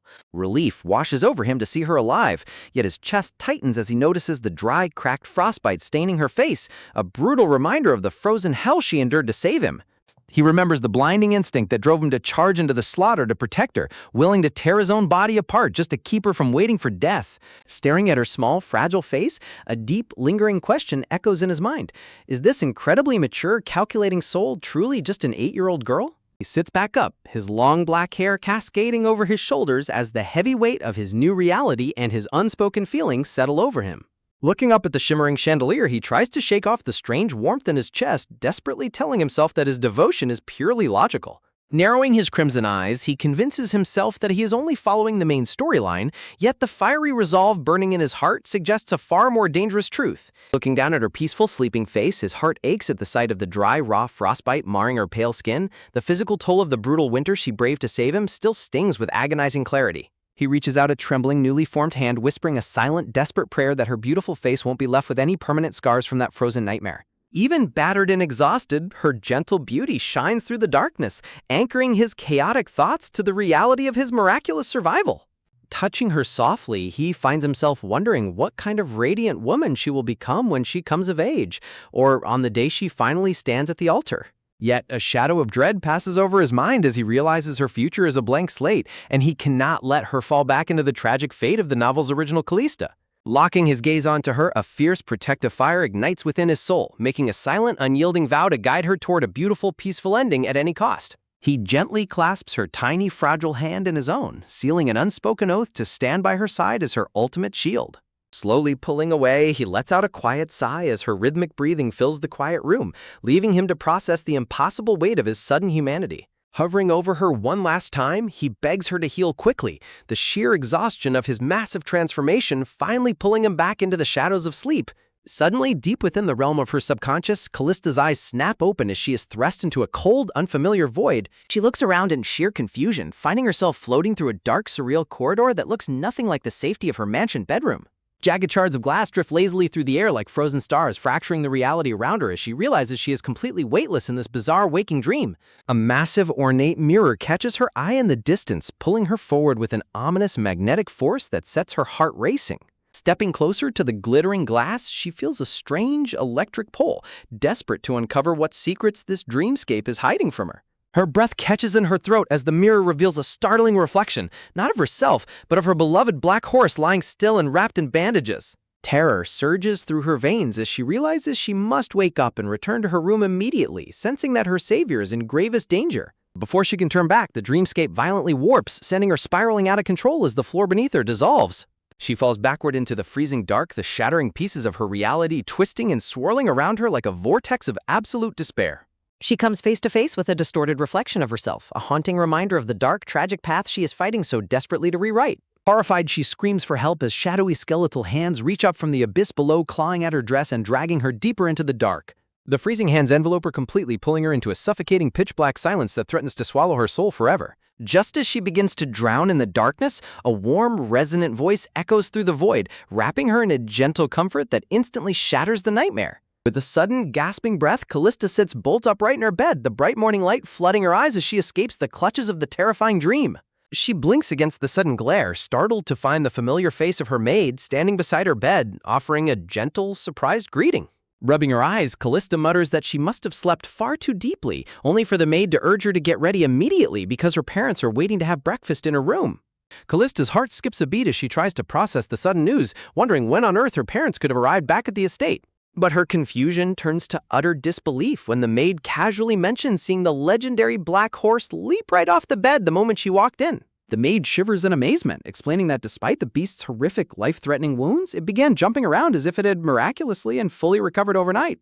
Calista stares blankly, her mind reeling as she tries to comprehend how a creature that was on the literal brink of death yesterday is suddenly bursting with life. Hearing that the veterinary doctors are currently examining the beast's miraculous recovery, Calista can only watch in silence as the maid hurries off to fetch warm water. Left alone, she touches her collarbone, haunted by the bizarre, vivid dream that felt too intensely real to be a mere trick of her imagination.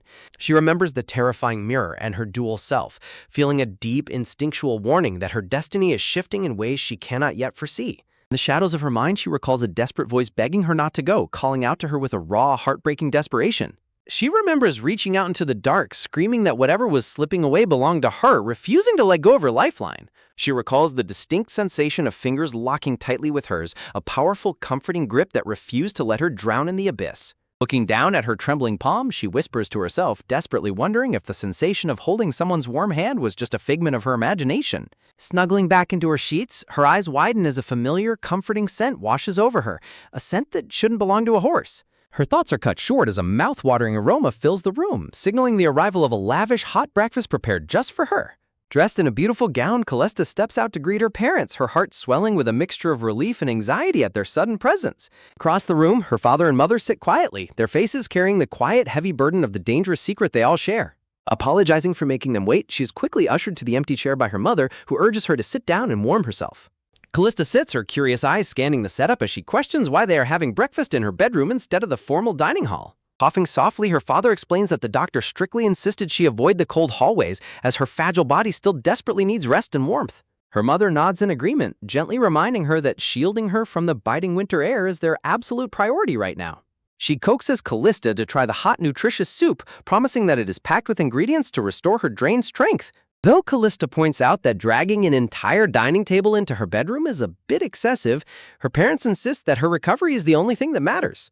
Hearing those sweet, protective words, Callista's eyes soften as a deep, long-buried longing in her soul is finally beautifully fulfilled. Her father watches her with a tender gaze, gently urging her to eat before the nourishing soup loses its comforting warmth. She picks up her spoon, a quiet sense of peace washing over her as she prepares to take her first bite at the delicious meal. But as she lifts the warm soup, the lingering mystery of her dream and the miraculously healed black horse continue to hover over her, setting the stage for a dramatic turning point. Calista sets her spoon down with a sharp clack, her appetite instantly vanishing as her mind continues to race with unanswered questions about her survival. Her father immediately looks up in deep concern, asking if she is already full and offering to fetch her snacks, but Calista quietly forces a gentle smile to mask her growing unease. Her mother interjects with a soft, protective warning, advising her father that pressuring Calista to eat when her body is still so weak will do no good. Her father's eyes soften with agonizing worry as he sighs, admitting that he simply cannot help but fret when his growing daughter eats so little. Turning to the maid in a desperate bid to pamper her, he begins listing off delicious sandwich options and gourmet treats, determined to restore her strength at any cost. The maid politely interrupts to reveal that the Duchess has already prepared a lavish list of 10 different snacks, prompting her mother to smile warmly at her husband's adorable overprotectiveness. Tender, silent gaze exchanged between her parents fills the bedroom with a profound warmth, presenting a picture of absolute beautiful family peace. Looking at their happy faces, a raw, deep-seated emotion suddenly swells within Callista's chest, coaxing a quiet, heartbreaking confession from her lips. The sudden admission that she missed them terribly leaves her parents utterly frozen, their faces pale with shock as they stare at her in complete disbelief. Callista's heart hammers against her ribs as she realizes her mouth moved entirely on its own, her subconscious speaking before her calculating mind could stop it. She stiffens in absolute dread, realizing her face must have worn an expression of deep, tragic sorrow that no normal 8-year-old child should ever possess. In the hazy swirl of her racing thoughts, her upcoming birthday flashes in her mind, a day that looms in the original novel with a terrifying shadow of death. Seeking to anchor her to the present, her father gently speaks of painting a grand family portrait to hang in the manor, desperately wishing to freeze this beautiful moment forever. As his loving voice washes over her, a sudden, blinding tear wells up in her eye, slipping past her defenses as her composure completely shatters. Silent tears stream down her pale cheeks, plunging her parents into immediate panic as they frantically try to find the source of her sudden, quiet agony. Deep within her soul, the ghost of the original Calista seems to weep, a tragic echo of a child who died without ever knowing the warmth of a loving family. The room violently spins as her mother rushes to her side, her soft voice trembling with a desperate need to soothe her daughter's unexplained grief. Pulling her into a tight, fierce embrace, her mother wraps her arms around her fragile body as if trying to shield her from the cruel winds of fate itself.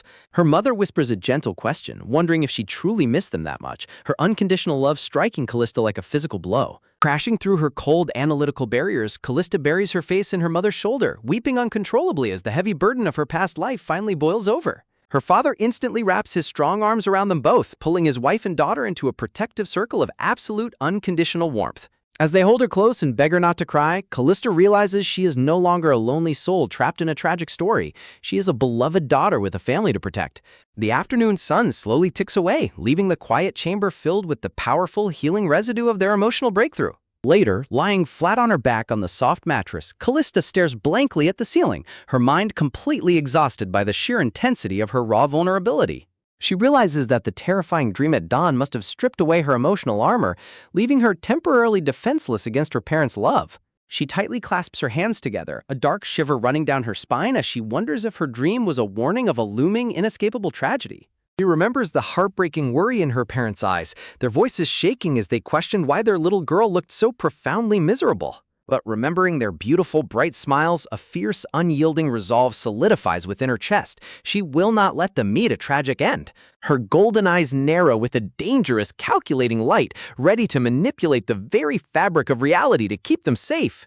She recalls her mother's solemn, unbreakable promise to stand by her side, a vow that echoes with absolute authority through her mind.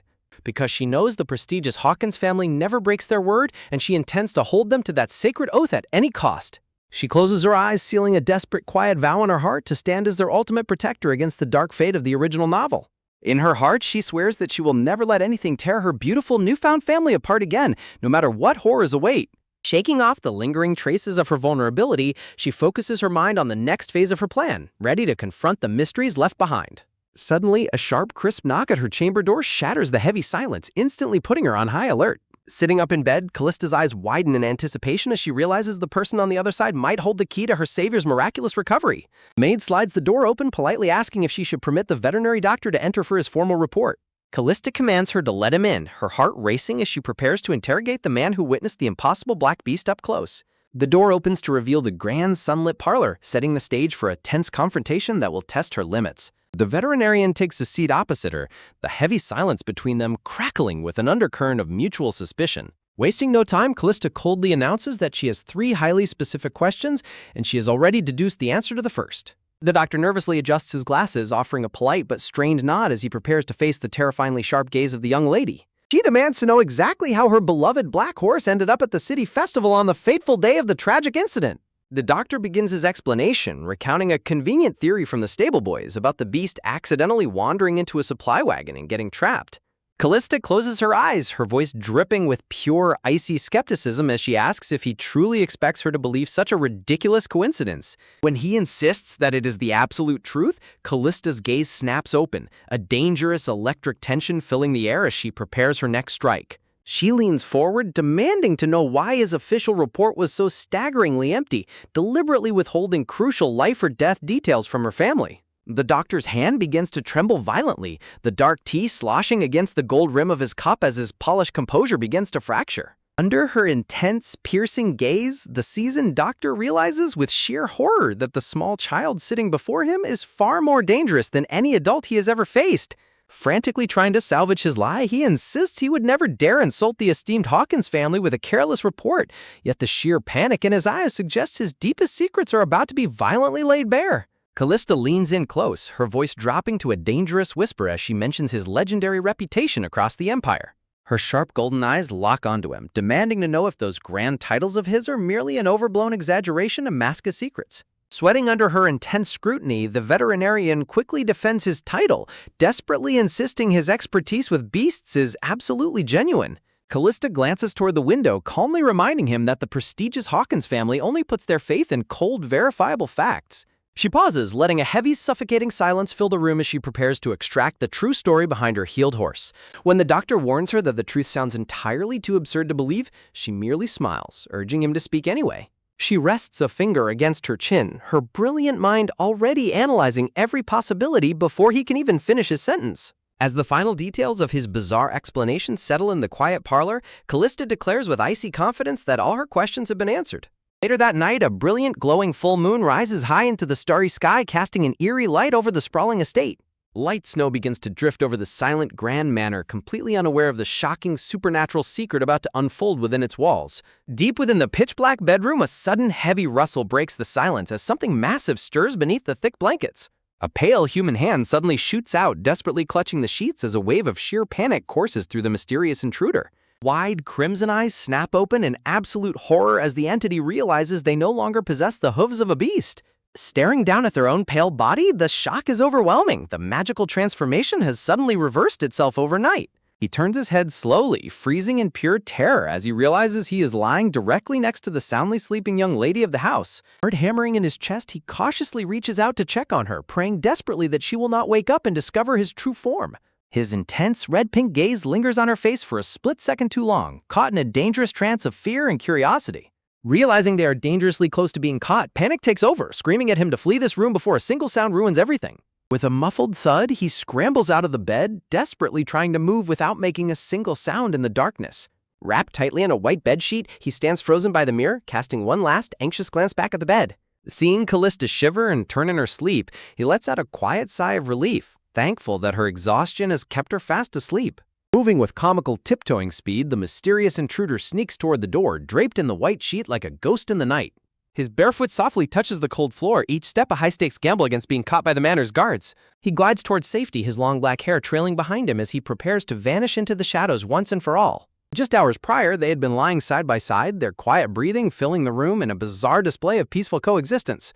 He remembers waking up in the dead of night, looking down at her fragile form with a strange, protective instinct he couldn't quite explain. Pressing close to her for warmth, he had found a rare moment of comfort, a fleeting peace that made him hesitate to ever leave her side. Next morning, bright winter sunlight washes over the snow-covered mansion, bringing a brand new day of mysteries and hidden truths. Calista slowly sits up in bed, stretching her limbs as she welcomes the quiet, crisp morning air. She blinks, feeling an unfamiliar lightness in her chest as if a great weight has suddenly been lifted from her soul overnight. Beautiful, warm glow radiates from her face, feeling completely refreshed and revitalized for the first time in years. She recalls her constant dread, fully expecting to be tormented by the same terrifying shadow that haunted her past nightmares. That elusive, monstrous presence had always dragged her into an endless, bloody loop of despair, leaving her trapped and completely alone. She knew that in ancient texts, such malevolent shadows were whispered to be demons or terrifying, soul-devouring entities of pure evil. Yet she sits in her luxurious bed, utterly stunned by the fact that she has finally miraculously achieved a perfect night of undisturbed sleep. Smiling warmly, she turns to invite her beloved black horse to bask in the morning sun, only to freeze when she finds the space beside her completely empty.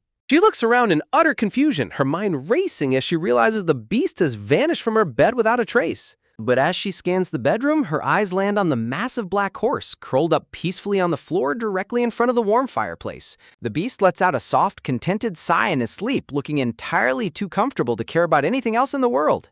Calista sighs, half amused and half irritated by the eccentric horse's obvious preference for the hard floor over her luxurious bed. Teasing him for understanding her thoughts, she leans over the edge of the mattress, reaching out to gently wake the lazy animal. But as her hand sweeps over the sheets where he had been sleeping, her fingers brush against a tiny foreign object that instantly makes her freeze. Sitting up straight, a cold dread washes over her as she slowly retracts her hand, staring intensely at what she has just found. Held tightly between her fingertips is a single, incredibly long strand of silky black hair, a human hair. She stares in absolute, breathless shock, her golden eyes widening as the terrifying implications of this discovery begin to click. Her mind screams in utter disbelief, realizing that this long black strand cannot possibly belong to her or any of her parents' blue-haired line. A wild, impossible question flashes through her thoughts, wondering if this hair could have somehow come from the mysterious black beast itself.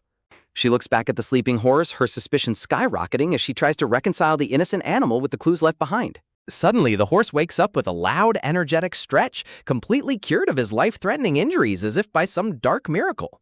But as the veterinarian watches the beast's impossible recovery, his eyes widen in sheer, unadulterated shock, realizing that a terrifying secret is hiding right under their noses. The veterinarian, Philip, stares in utter bewilderment as he tries to rationalize the impossible. The beast's rate of recovery defies every known medical law, healing faster than even a healthy human ever could, throwing his years of expertise into absolute chaos. Suddenly, Callista's soft, chilling voice cuts through his racing thoughts, her elegant composure masking a mind that is always 10 steps ahead. She calmly points out that he must be harboring the exact same suspicions about the magical nature of this horse. Philip's breath hitches in pure shock, his heart pounding violently as he realizes this terrifying child has read his deepest unspoken doubts in the blink of an eye without him saying a single word. With a serene but authoritative smile, she delivers her ultimate decree. He must stay at the estate and provide a meticulous daily record of the horse's every move for an entire month to confirm a secret theory she has been quietly building. Instead of despairing, the eccentric doctor's eyes sparkle with fanatical scientific joy as he realizes he will have complete round-the-clock access to study the habits of this miraculous genius beast. Calista seals the arrangement, promising to officially notify her mother of the doctor's temporary residency at the Grand Hawkins estate, effectively locking Philip into her web of surveillance. As Philip eagerly accepts the task, Callista's expression hardens into a mask of silent calculation, her sharp gaze promising that any slip-up will be met with immediate, ruthless consequences. Nearby, the great black beast breaks into a cold sweat of its own, fully aware that its miraculous recovery has put it directly under the microscope of a highly dangerous young lady. Clutching the bedsheets, the entity inside the horse desperately tries to piece together the events of the previous night, realizing with immense relief that Calista seems to have no memory of their intimate nocturnal encounter. He vividly recalls her hugging him tightly in her sleep, completely oblivious to his panic as she nestled close, murmuring softly about how wonderful he smelled in the quiet dark. The memory sends a sudden, intense flush of heat through his veins, forcing the beast to curse under its breath as it struggles to maintain its composure. He slowly raises his head, those piercing crimson eyes locking onto Calista as she approaches, his heart hammering against his ribs in a wild mixture of anxiety and anticipation. As her golden eyes drill into him, a sudden wave of irrational panic washes over the stallion, his heart racing uncontrollably under her intense, unwavering scrutiny. Calista flashes a sweet, almost mocking smile, leaving the terrified stallion utterly paralyzed as he desperately tries to decode the dangerous thoughts swirling inside her brilliant mind. He curses his own weakness, realizing that her beautiful, tyrannical face has held a lethal, hypnotic sway over his heart since she was a mere child, a vulnerability he cannot afford to expose. Wasting no time, Calista leans in and delivers a teasing, highly provocative question, asking if the beast prefers pretty girls or if perhaps it harbors a special liking for someone exactly like her. She narrows her golden eyes, watching his physical reaction with predatory precision, waiting for the slightest flinch that will betray his hidden intelligence. Visibly irritated by her relentless teasing, the horse shifts its weight, trying to play off the comment with a look of pure, stubborn annoyance to mask its racing heartbeat. But a sudden, chilling realization hits him like a physical blow. Did she just drop that provocative question as a deliberate trap to test him? He quickly tries to retreat, his mind screaming in panic as he recalls the legendary, dreadfully tasteless naming sense of the future Duchess, dreading whatever horrific moniker she is about to bestow upon him.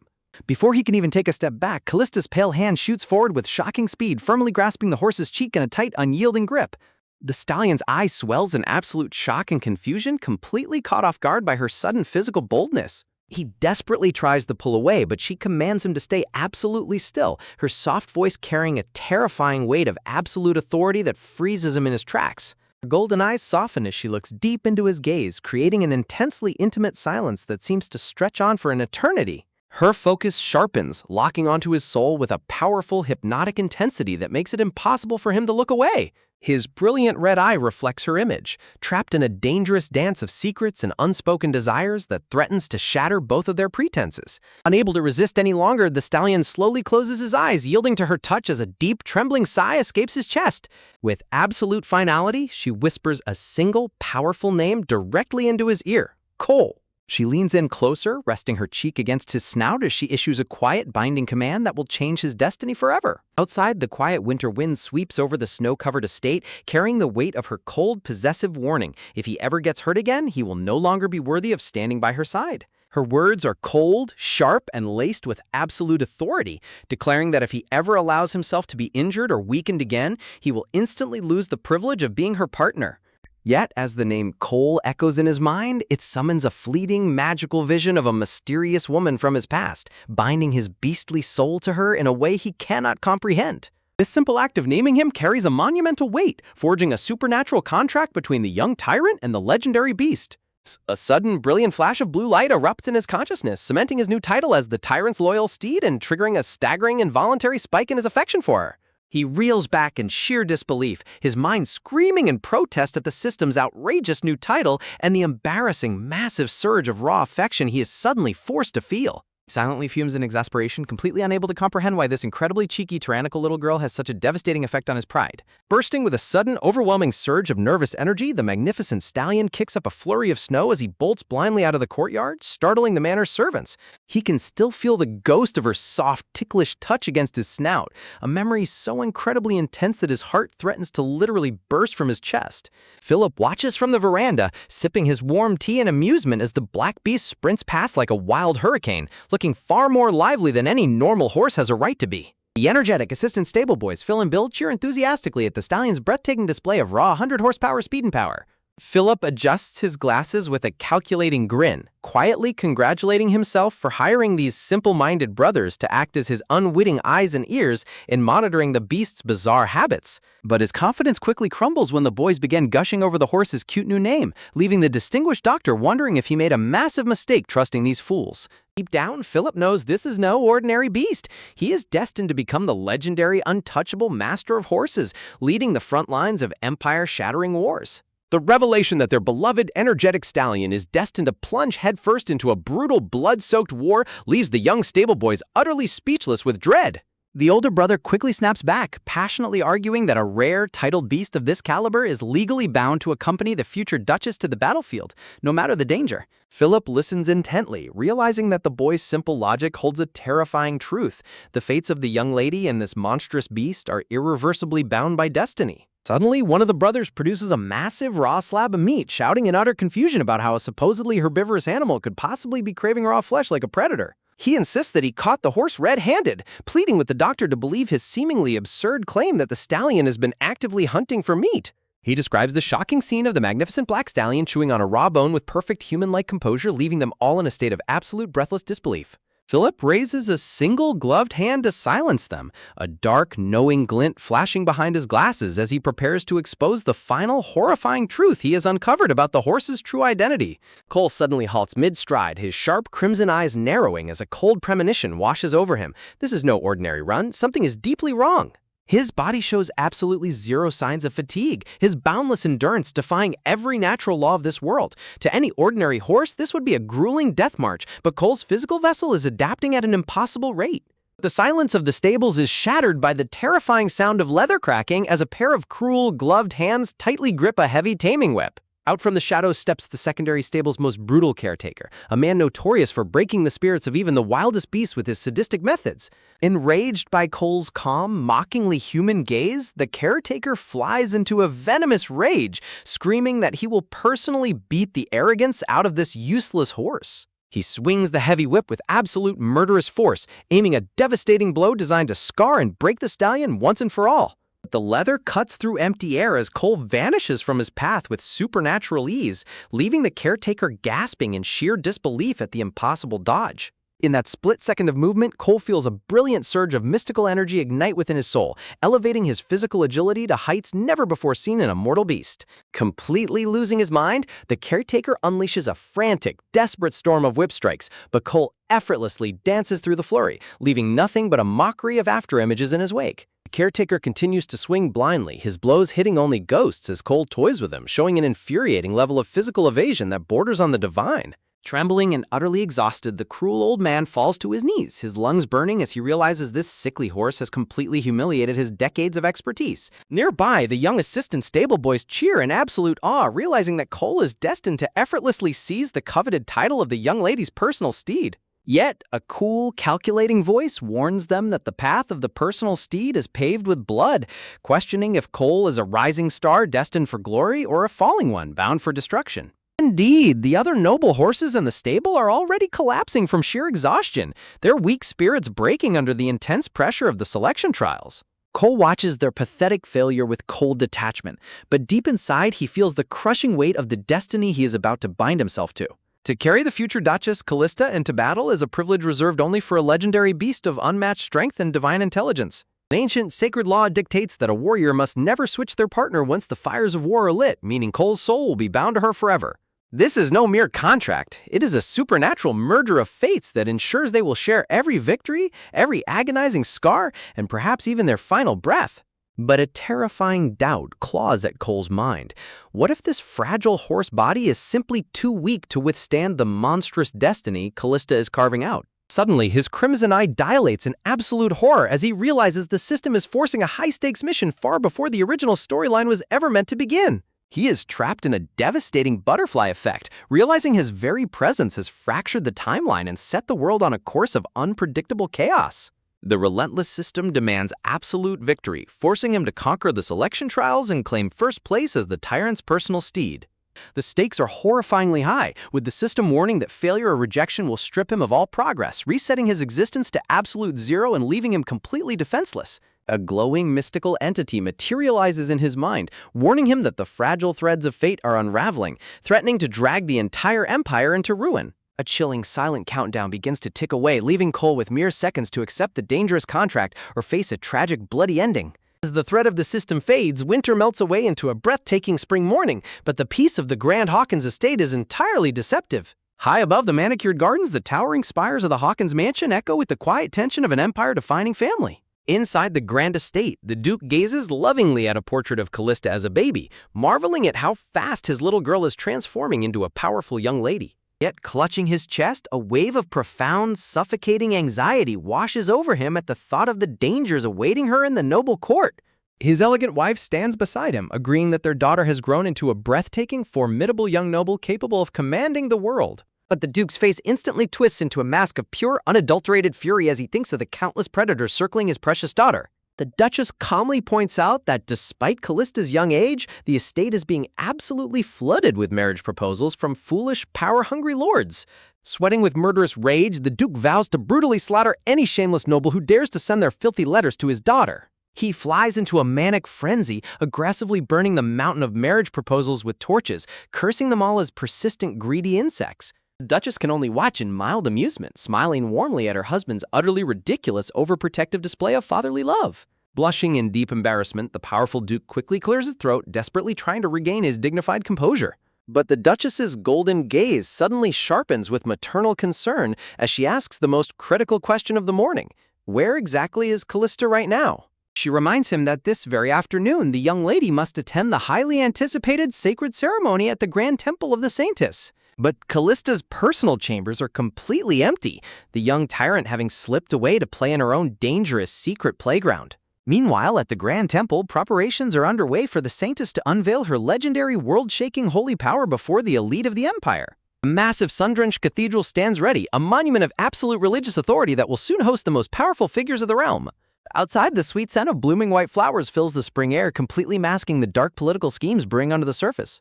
Deep within the lush, whispering forests of the estate, the tranquil silence is suddenly shattered by a violent, thundering roar of hooves. Taking up a flurry of fresh green grass, Cole sprints through the dense woods at a blistering, heart-stopping speed. Riding atop the magnificent beast is Calista herself, her vibrant blue hair whipping wildly in the wind as they fly through the trees like a tempest. Gripping the golden reins with fearless authority, she commands her legendary steed to push past his physical limits and run even faster. The sheer force of their breakneck speed sends a jolt of raw, electrifying adrenaline through both of their souls, forging an unbreakable physical connection.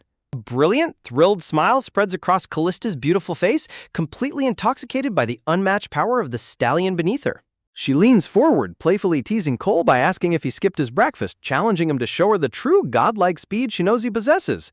As if responding to her challenge, a brilliant flash of system light erupts as Cole's power levels skyrocket, officially cementing his evolutionary title as level 10, the tyrant's loyal steed. The thunderous ride through the woods ends in a sudden awkward halt as Calista stares down in utter stunned disbelief at her stallion's disappointing performance. Clicking a golden pocket watch shut with ruthless precision, she coldly declares that they have arrived 15 agonizing seconds too slow. Cole internally panics, still processing the absurdity of how a modern man's soul ended up bound to this future tyrant as her mere beast of burden. At only 14 years old, Calista is already showing the terrifying traits of a merciless despot, demanding to know if Cole's poor speed is due to skipped meals. Sensing her deceptively cheerful mood, Cole exhales a sharp puff of steam, knowing that her terrifying cheer is usually the calm before a devastating storm.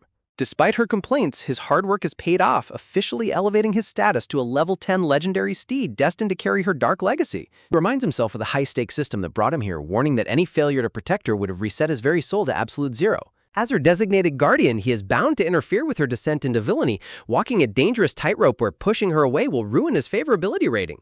Years have passed in this quiet, peaceful cycle, yet the looming threat of her tragic fate continues to cast a long, suffocating shadow over them. Looking closely at his hidden stats, Cole is horrified to find that despite his endless efforts, the tyrant's corruption rate is barely nudged in the right direction. A wave of deep frustration washes over him as he realizes his desperate interventions have made absolutely no impact on her stubborn, dark destiny. Beneath the serene surface of their daily lives, the grim specter of death and betrayal lies in wait, ready to tear this peaceful era apart. Sensing his sudden withdrawal, Calista leans down with genuine concern, demanding to know why her fierce companion has suddenly gone silent. Grinning mischievously, she mockingly pats his side, asking if he has simply grown too fat and lazy to keep up with her demands. Cole's eyes widen in sheer, indignant shock, his pride as a legendary beast thoroughly wounded by her playful insult. Bucking violently with an angry snort, the stallion lets out a thunderous roar, determined to show her exactly who she is calling slow and heavy. But the sudden violent lurch catches Calista completely off guard, her hand slipping from the reins as a terrified scream rips from her throat. Gravity takes hold instantly, pulling her backward off the saddle as the world spins into a terrifying, breathless blur. The golden leather slips entirely from her grasp, leaving her helpless in midair as she plummets toward the unforgiving ground.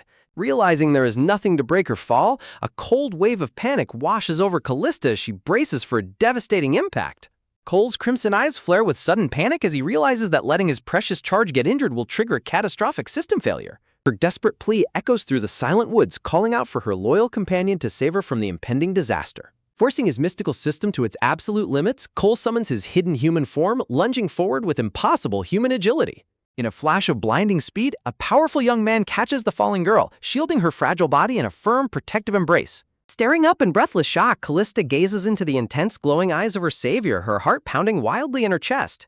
Letting out a relieved sigh, Cole smiles gently, completely unaware of the massive secret he has just exposed to his young mistress. The system confirms the transformation, revealing his true, powerful human vessel equivalent to an 18-year-old warrior. Her golden eyes widen in deep fascination, completely captivated by the stunning, mysterious young man holding her. But a sudden glitch in the transformation forces Cole back into a stallion form, leaving him standing absurdly on two legs, holding her awkwardly in his front hooves. The absurd sight is witnessed from afar by the family's servants, who freeze in utter speechless terror at the monstrous display. Realizing how utterly bizarre and terrifying she must look, Callista's face twists into a mask of pure sweating embarrassment. Cole's mind races as his human status remains active, threatening to expose his true nature to the entire Hawkins household.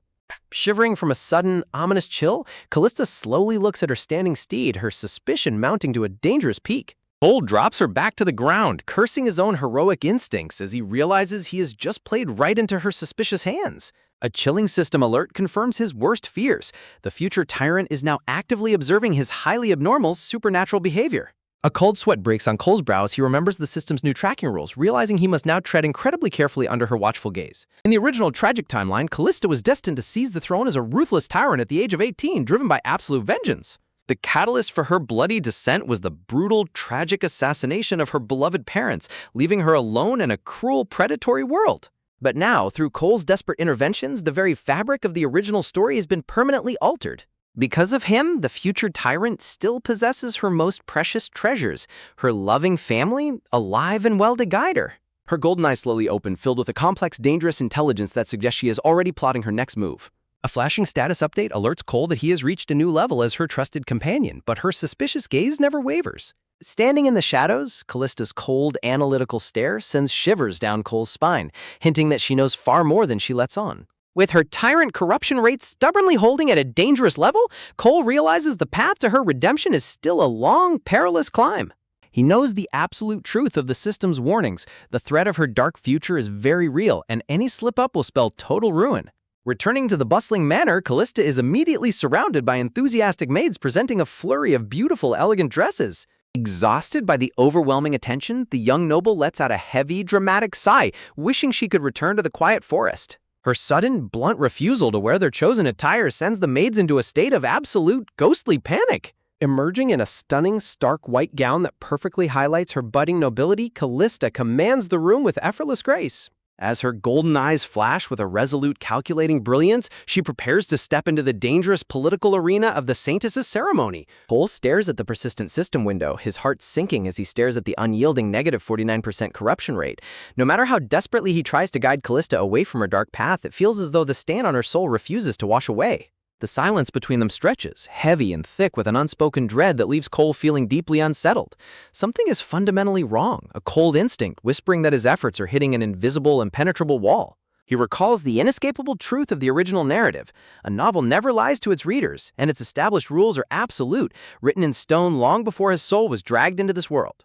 If the rules of the story are absolute, then Callista's descent into becoming a ruthless, bloodthirsty tyrant is a fixed point in time, a tragic destiny that cannot be rewritten. Suddenly, a chilling system prompt flashes before his eyes, warning him that Calista is actively analyzing his behavior, her sharp gaze cutting right through his stoic stallion facade. Cole realizes with a jolt of panic that even if he can delay her immediate villainous actions, he cannot stop the grand wheel of fate from turning. Before he can process this dread, a sinister new system notification blares declaring that a mysterious, godlike entity known as the Call from the Shadows of the Night has locked onto his signature. The mental image of his human form flashes in his mind, the powerful warrior vessel to save Calista now completely exposed to a primordial force he does not understand. Back in the real world, Cole lets out a startled, undignified snort, his internal panic causing his stallion body to shudder as the maids look on in utter confusion.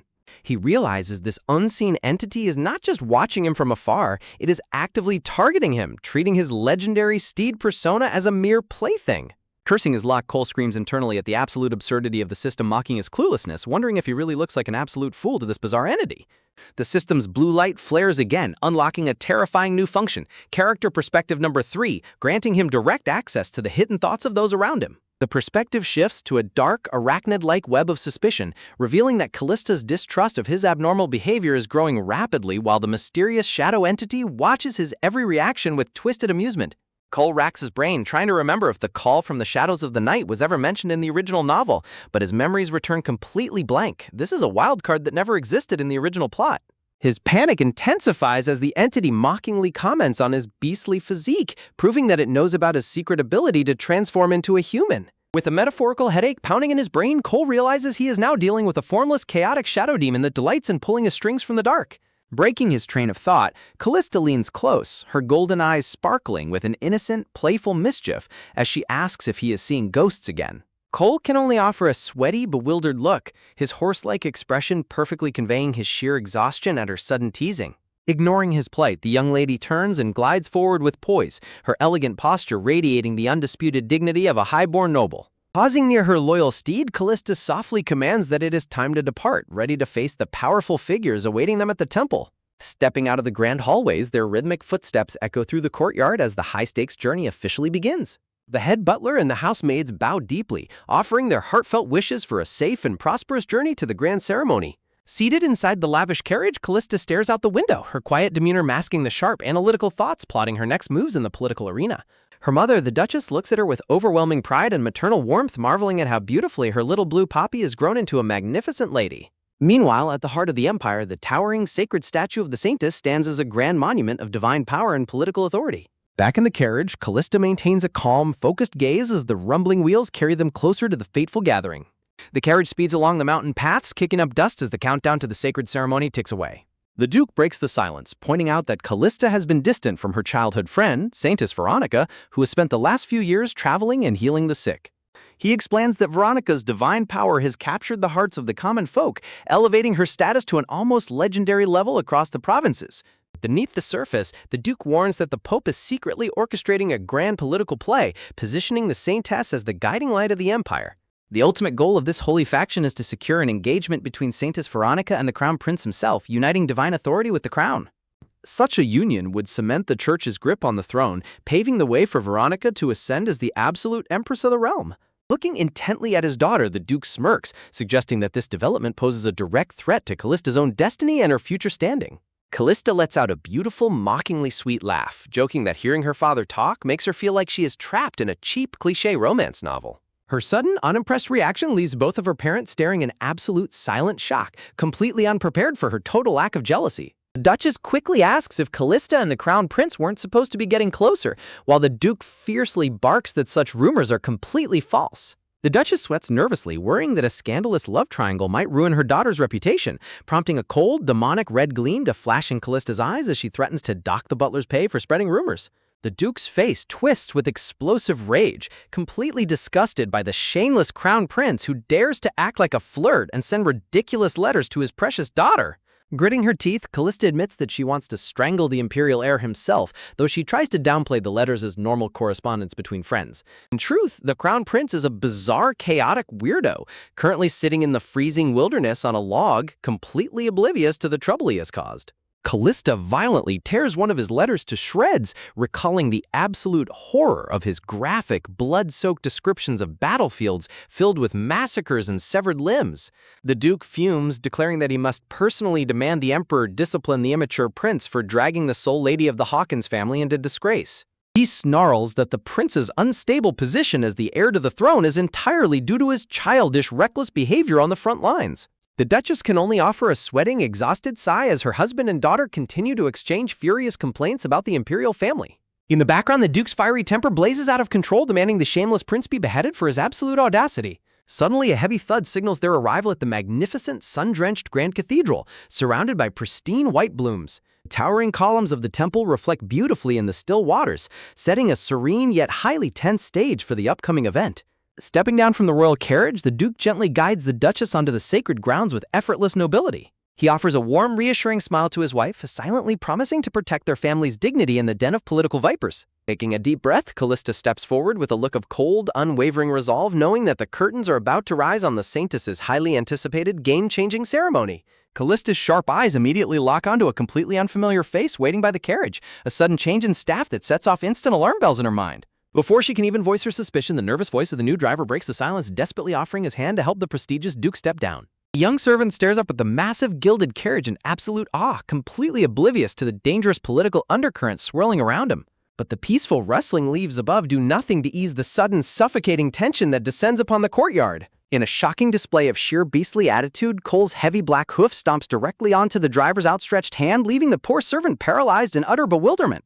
Cole's fierce, intelligent eyes narrow as he glares at the driver, silently warning the interloper that he will not tolerate anyone else getting too close to his charge.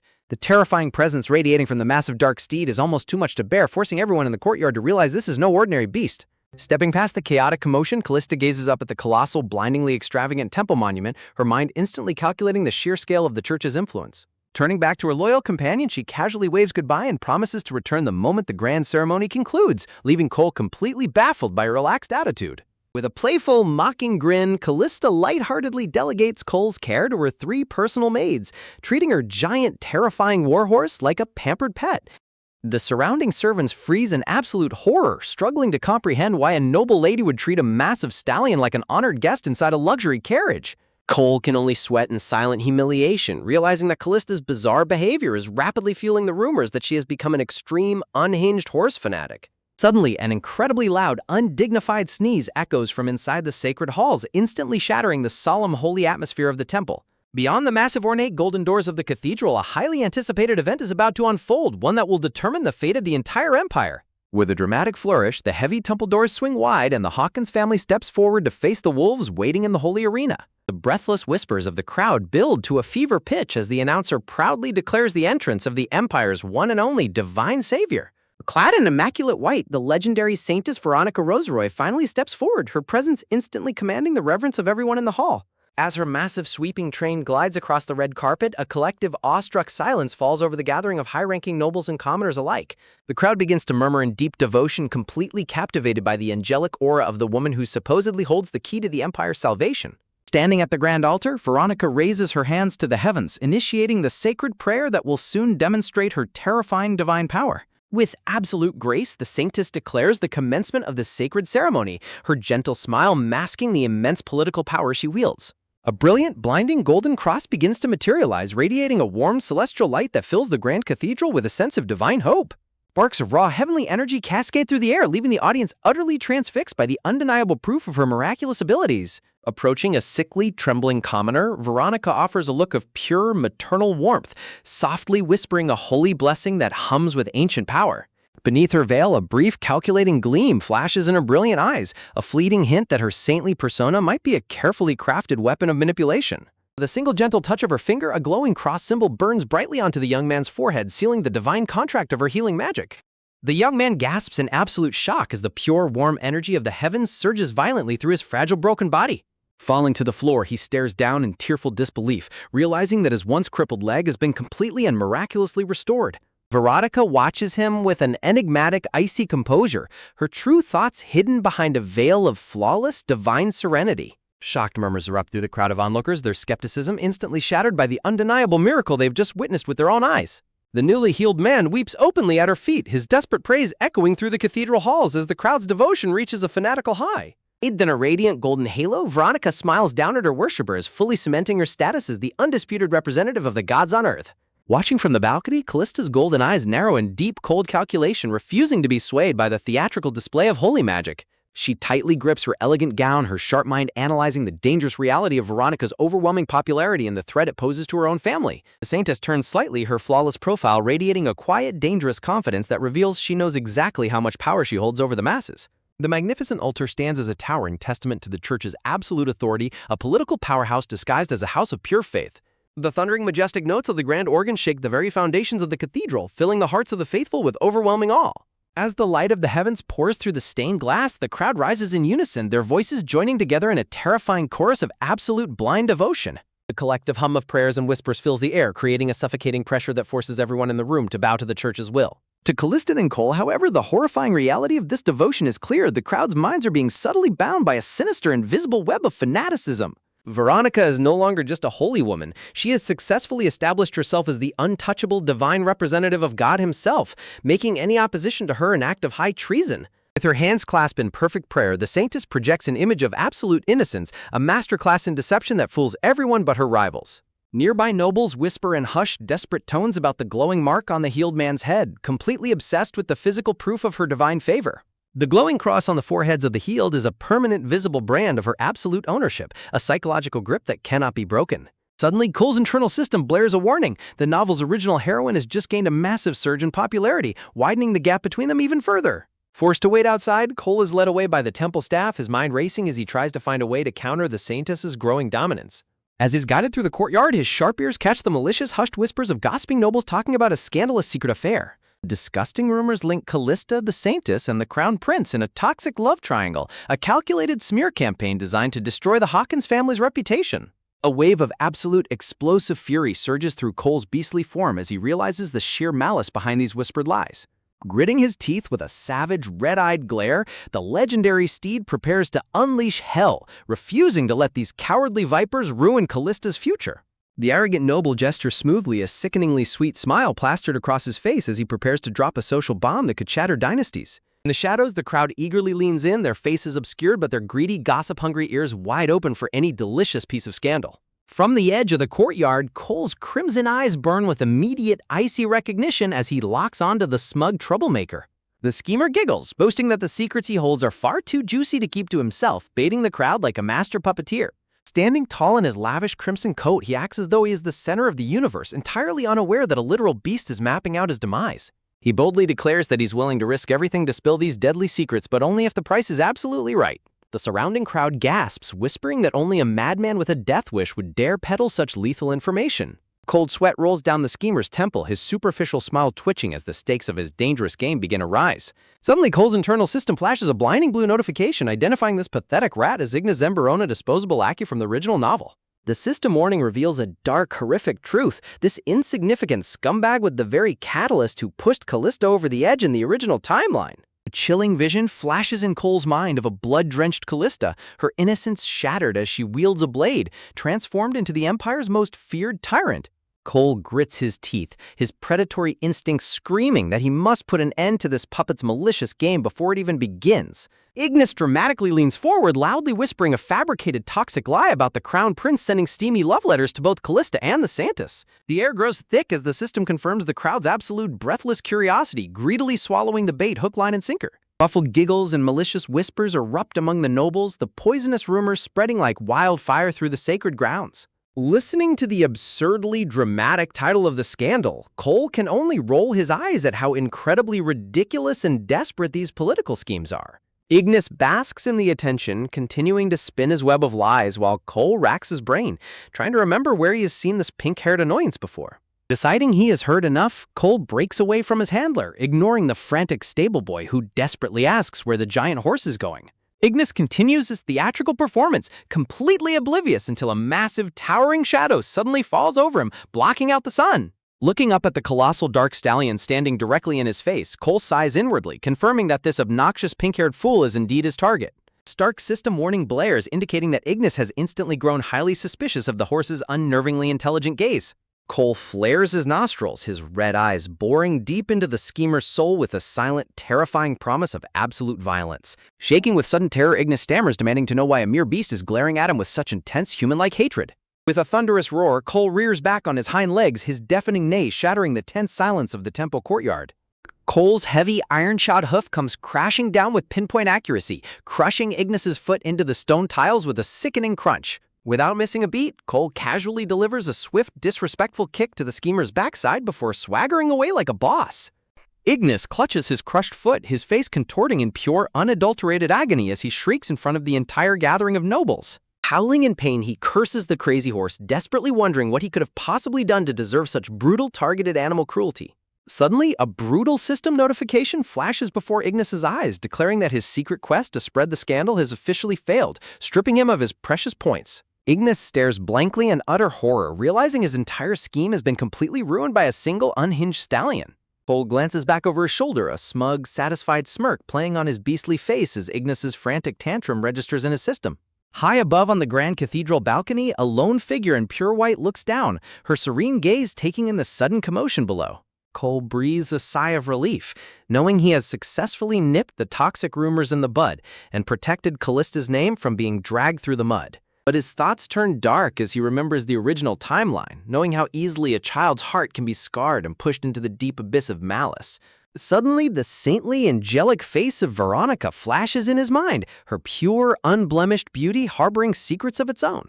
Down in the courtyard, the temple priests suddenly break into frantic prayers, gasping that the divine Saintess herself is watching them from above. The crowd of commoners and nobles alike part in absolute reverence, whispering in hushed, awestruck tones as a holy presence approaches. Cole's eyes narrow in deep suspicion, realizing that Veronica should still be deep inside the cathedral performing her sacred ritual. Descending the grand stone steps, Veronica glides forward under her delicate white veil, her graceful movements radiating an ethereal, otherworldly aura.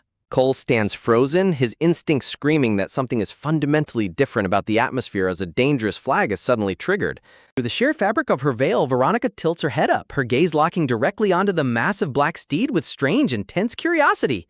Her soft, angelic voice echoes through the courtyard, offering a gentle blessing of peace to the starstruck onlookers. As she smiles, the sheer purity of her expression seems almost too perfect, sending a shiver of warning down Cole's spine. Striding directly past her devout followers, the Saintess walks straight toward Cole, the crowd watching in breathless anticipation. The delicate white fabric of her gown brushes against the pristine blooms lining the path, her focus entirely locked onto the towering stallion. In a sudden, shocking move, Veronica reaches out and drapes her holy white veil directly over Cole's head, leaving the stallion utterly paralyzed with confusion. Cole's mind races as he stares down at her, completely baffled by this bizarre, unscripted interaction that deviates entirely from the novel. She gazes up at him, her brilliant green eyes dilating with a sudden intense fascination that borders on obsession. Cole glares back with sharp, calculating eyes, trying to read the enigmatic thoughts hidden behind her flawless, holy facade. Suddenly, a bright blue system window materializes, delivering a jaw-dropping message. Veronica is completely captivated by Cole's handsome, majestic face. Veronica wears a sweet, hollow smile, hiding her true nature as she basks in her divine authority. Calista watches her closely, internally wondering what kind of illusion or mask Veronica is projecting to the world and what version of her she truly sees. Under the gaze of others, the perfect Saintess maintains her elegant posture, a picture of flawless grace and divine light. Behind closed doors, the heavy sigh of exhaustion escapes her lips as the crushing burden of her holy facade begins to take its toll. Even the fragrant white blooms in her private chambers cannot soothe the mounting pressure of her divine duties. A cup of warm, aromatic tea is prepared. A fleeting moment of comfort and a world of constant performance. Resting in her private room, Veronica closes her eyes, desperately needing just a few days of absolute peace to recover her draining strength. Calista enters the room, her voice dripping with sharp concern as she notes that the Saintess has only just returned from treating plague victims in the eastern provinces. Veronica offers a weary but devout reply, insisting that doing good for all mankind is the very foundation of her role as a saint. Smiling warmly, she asks Calista if she agrees that redeeming humanity is the ultimate source of joy, trying to draw her into her idealistic worldview. Calista's eyes narrow, a wave of profound attachment washing over her as she realizes she cannot comprehend a single word of this self-sacrificing nonsense. Staring down at the rippling surface of her tea, Calista sees the distorted reflection of a world built entirely on beautiful, fragile lies. She looks at Veronica with pity, wondering what kind of blank puppet the church has been trying to mold her into all these years, and if she's simply brainwashed by her own holy title. Closing her eyes, Calista distances herself from the saintly rhetoric, refusing to play along with the grand delusion. Opening them with cold resolve, she flatly declares that she has absolutely no interest in saving strangers or redeeming the sins of people she doesn't even know. As Calista coldly advises that people should deal with their own problems, Veronica is suddenly struck by a chilling sensation, a looming dark shadow rising behind her friend.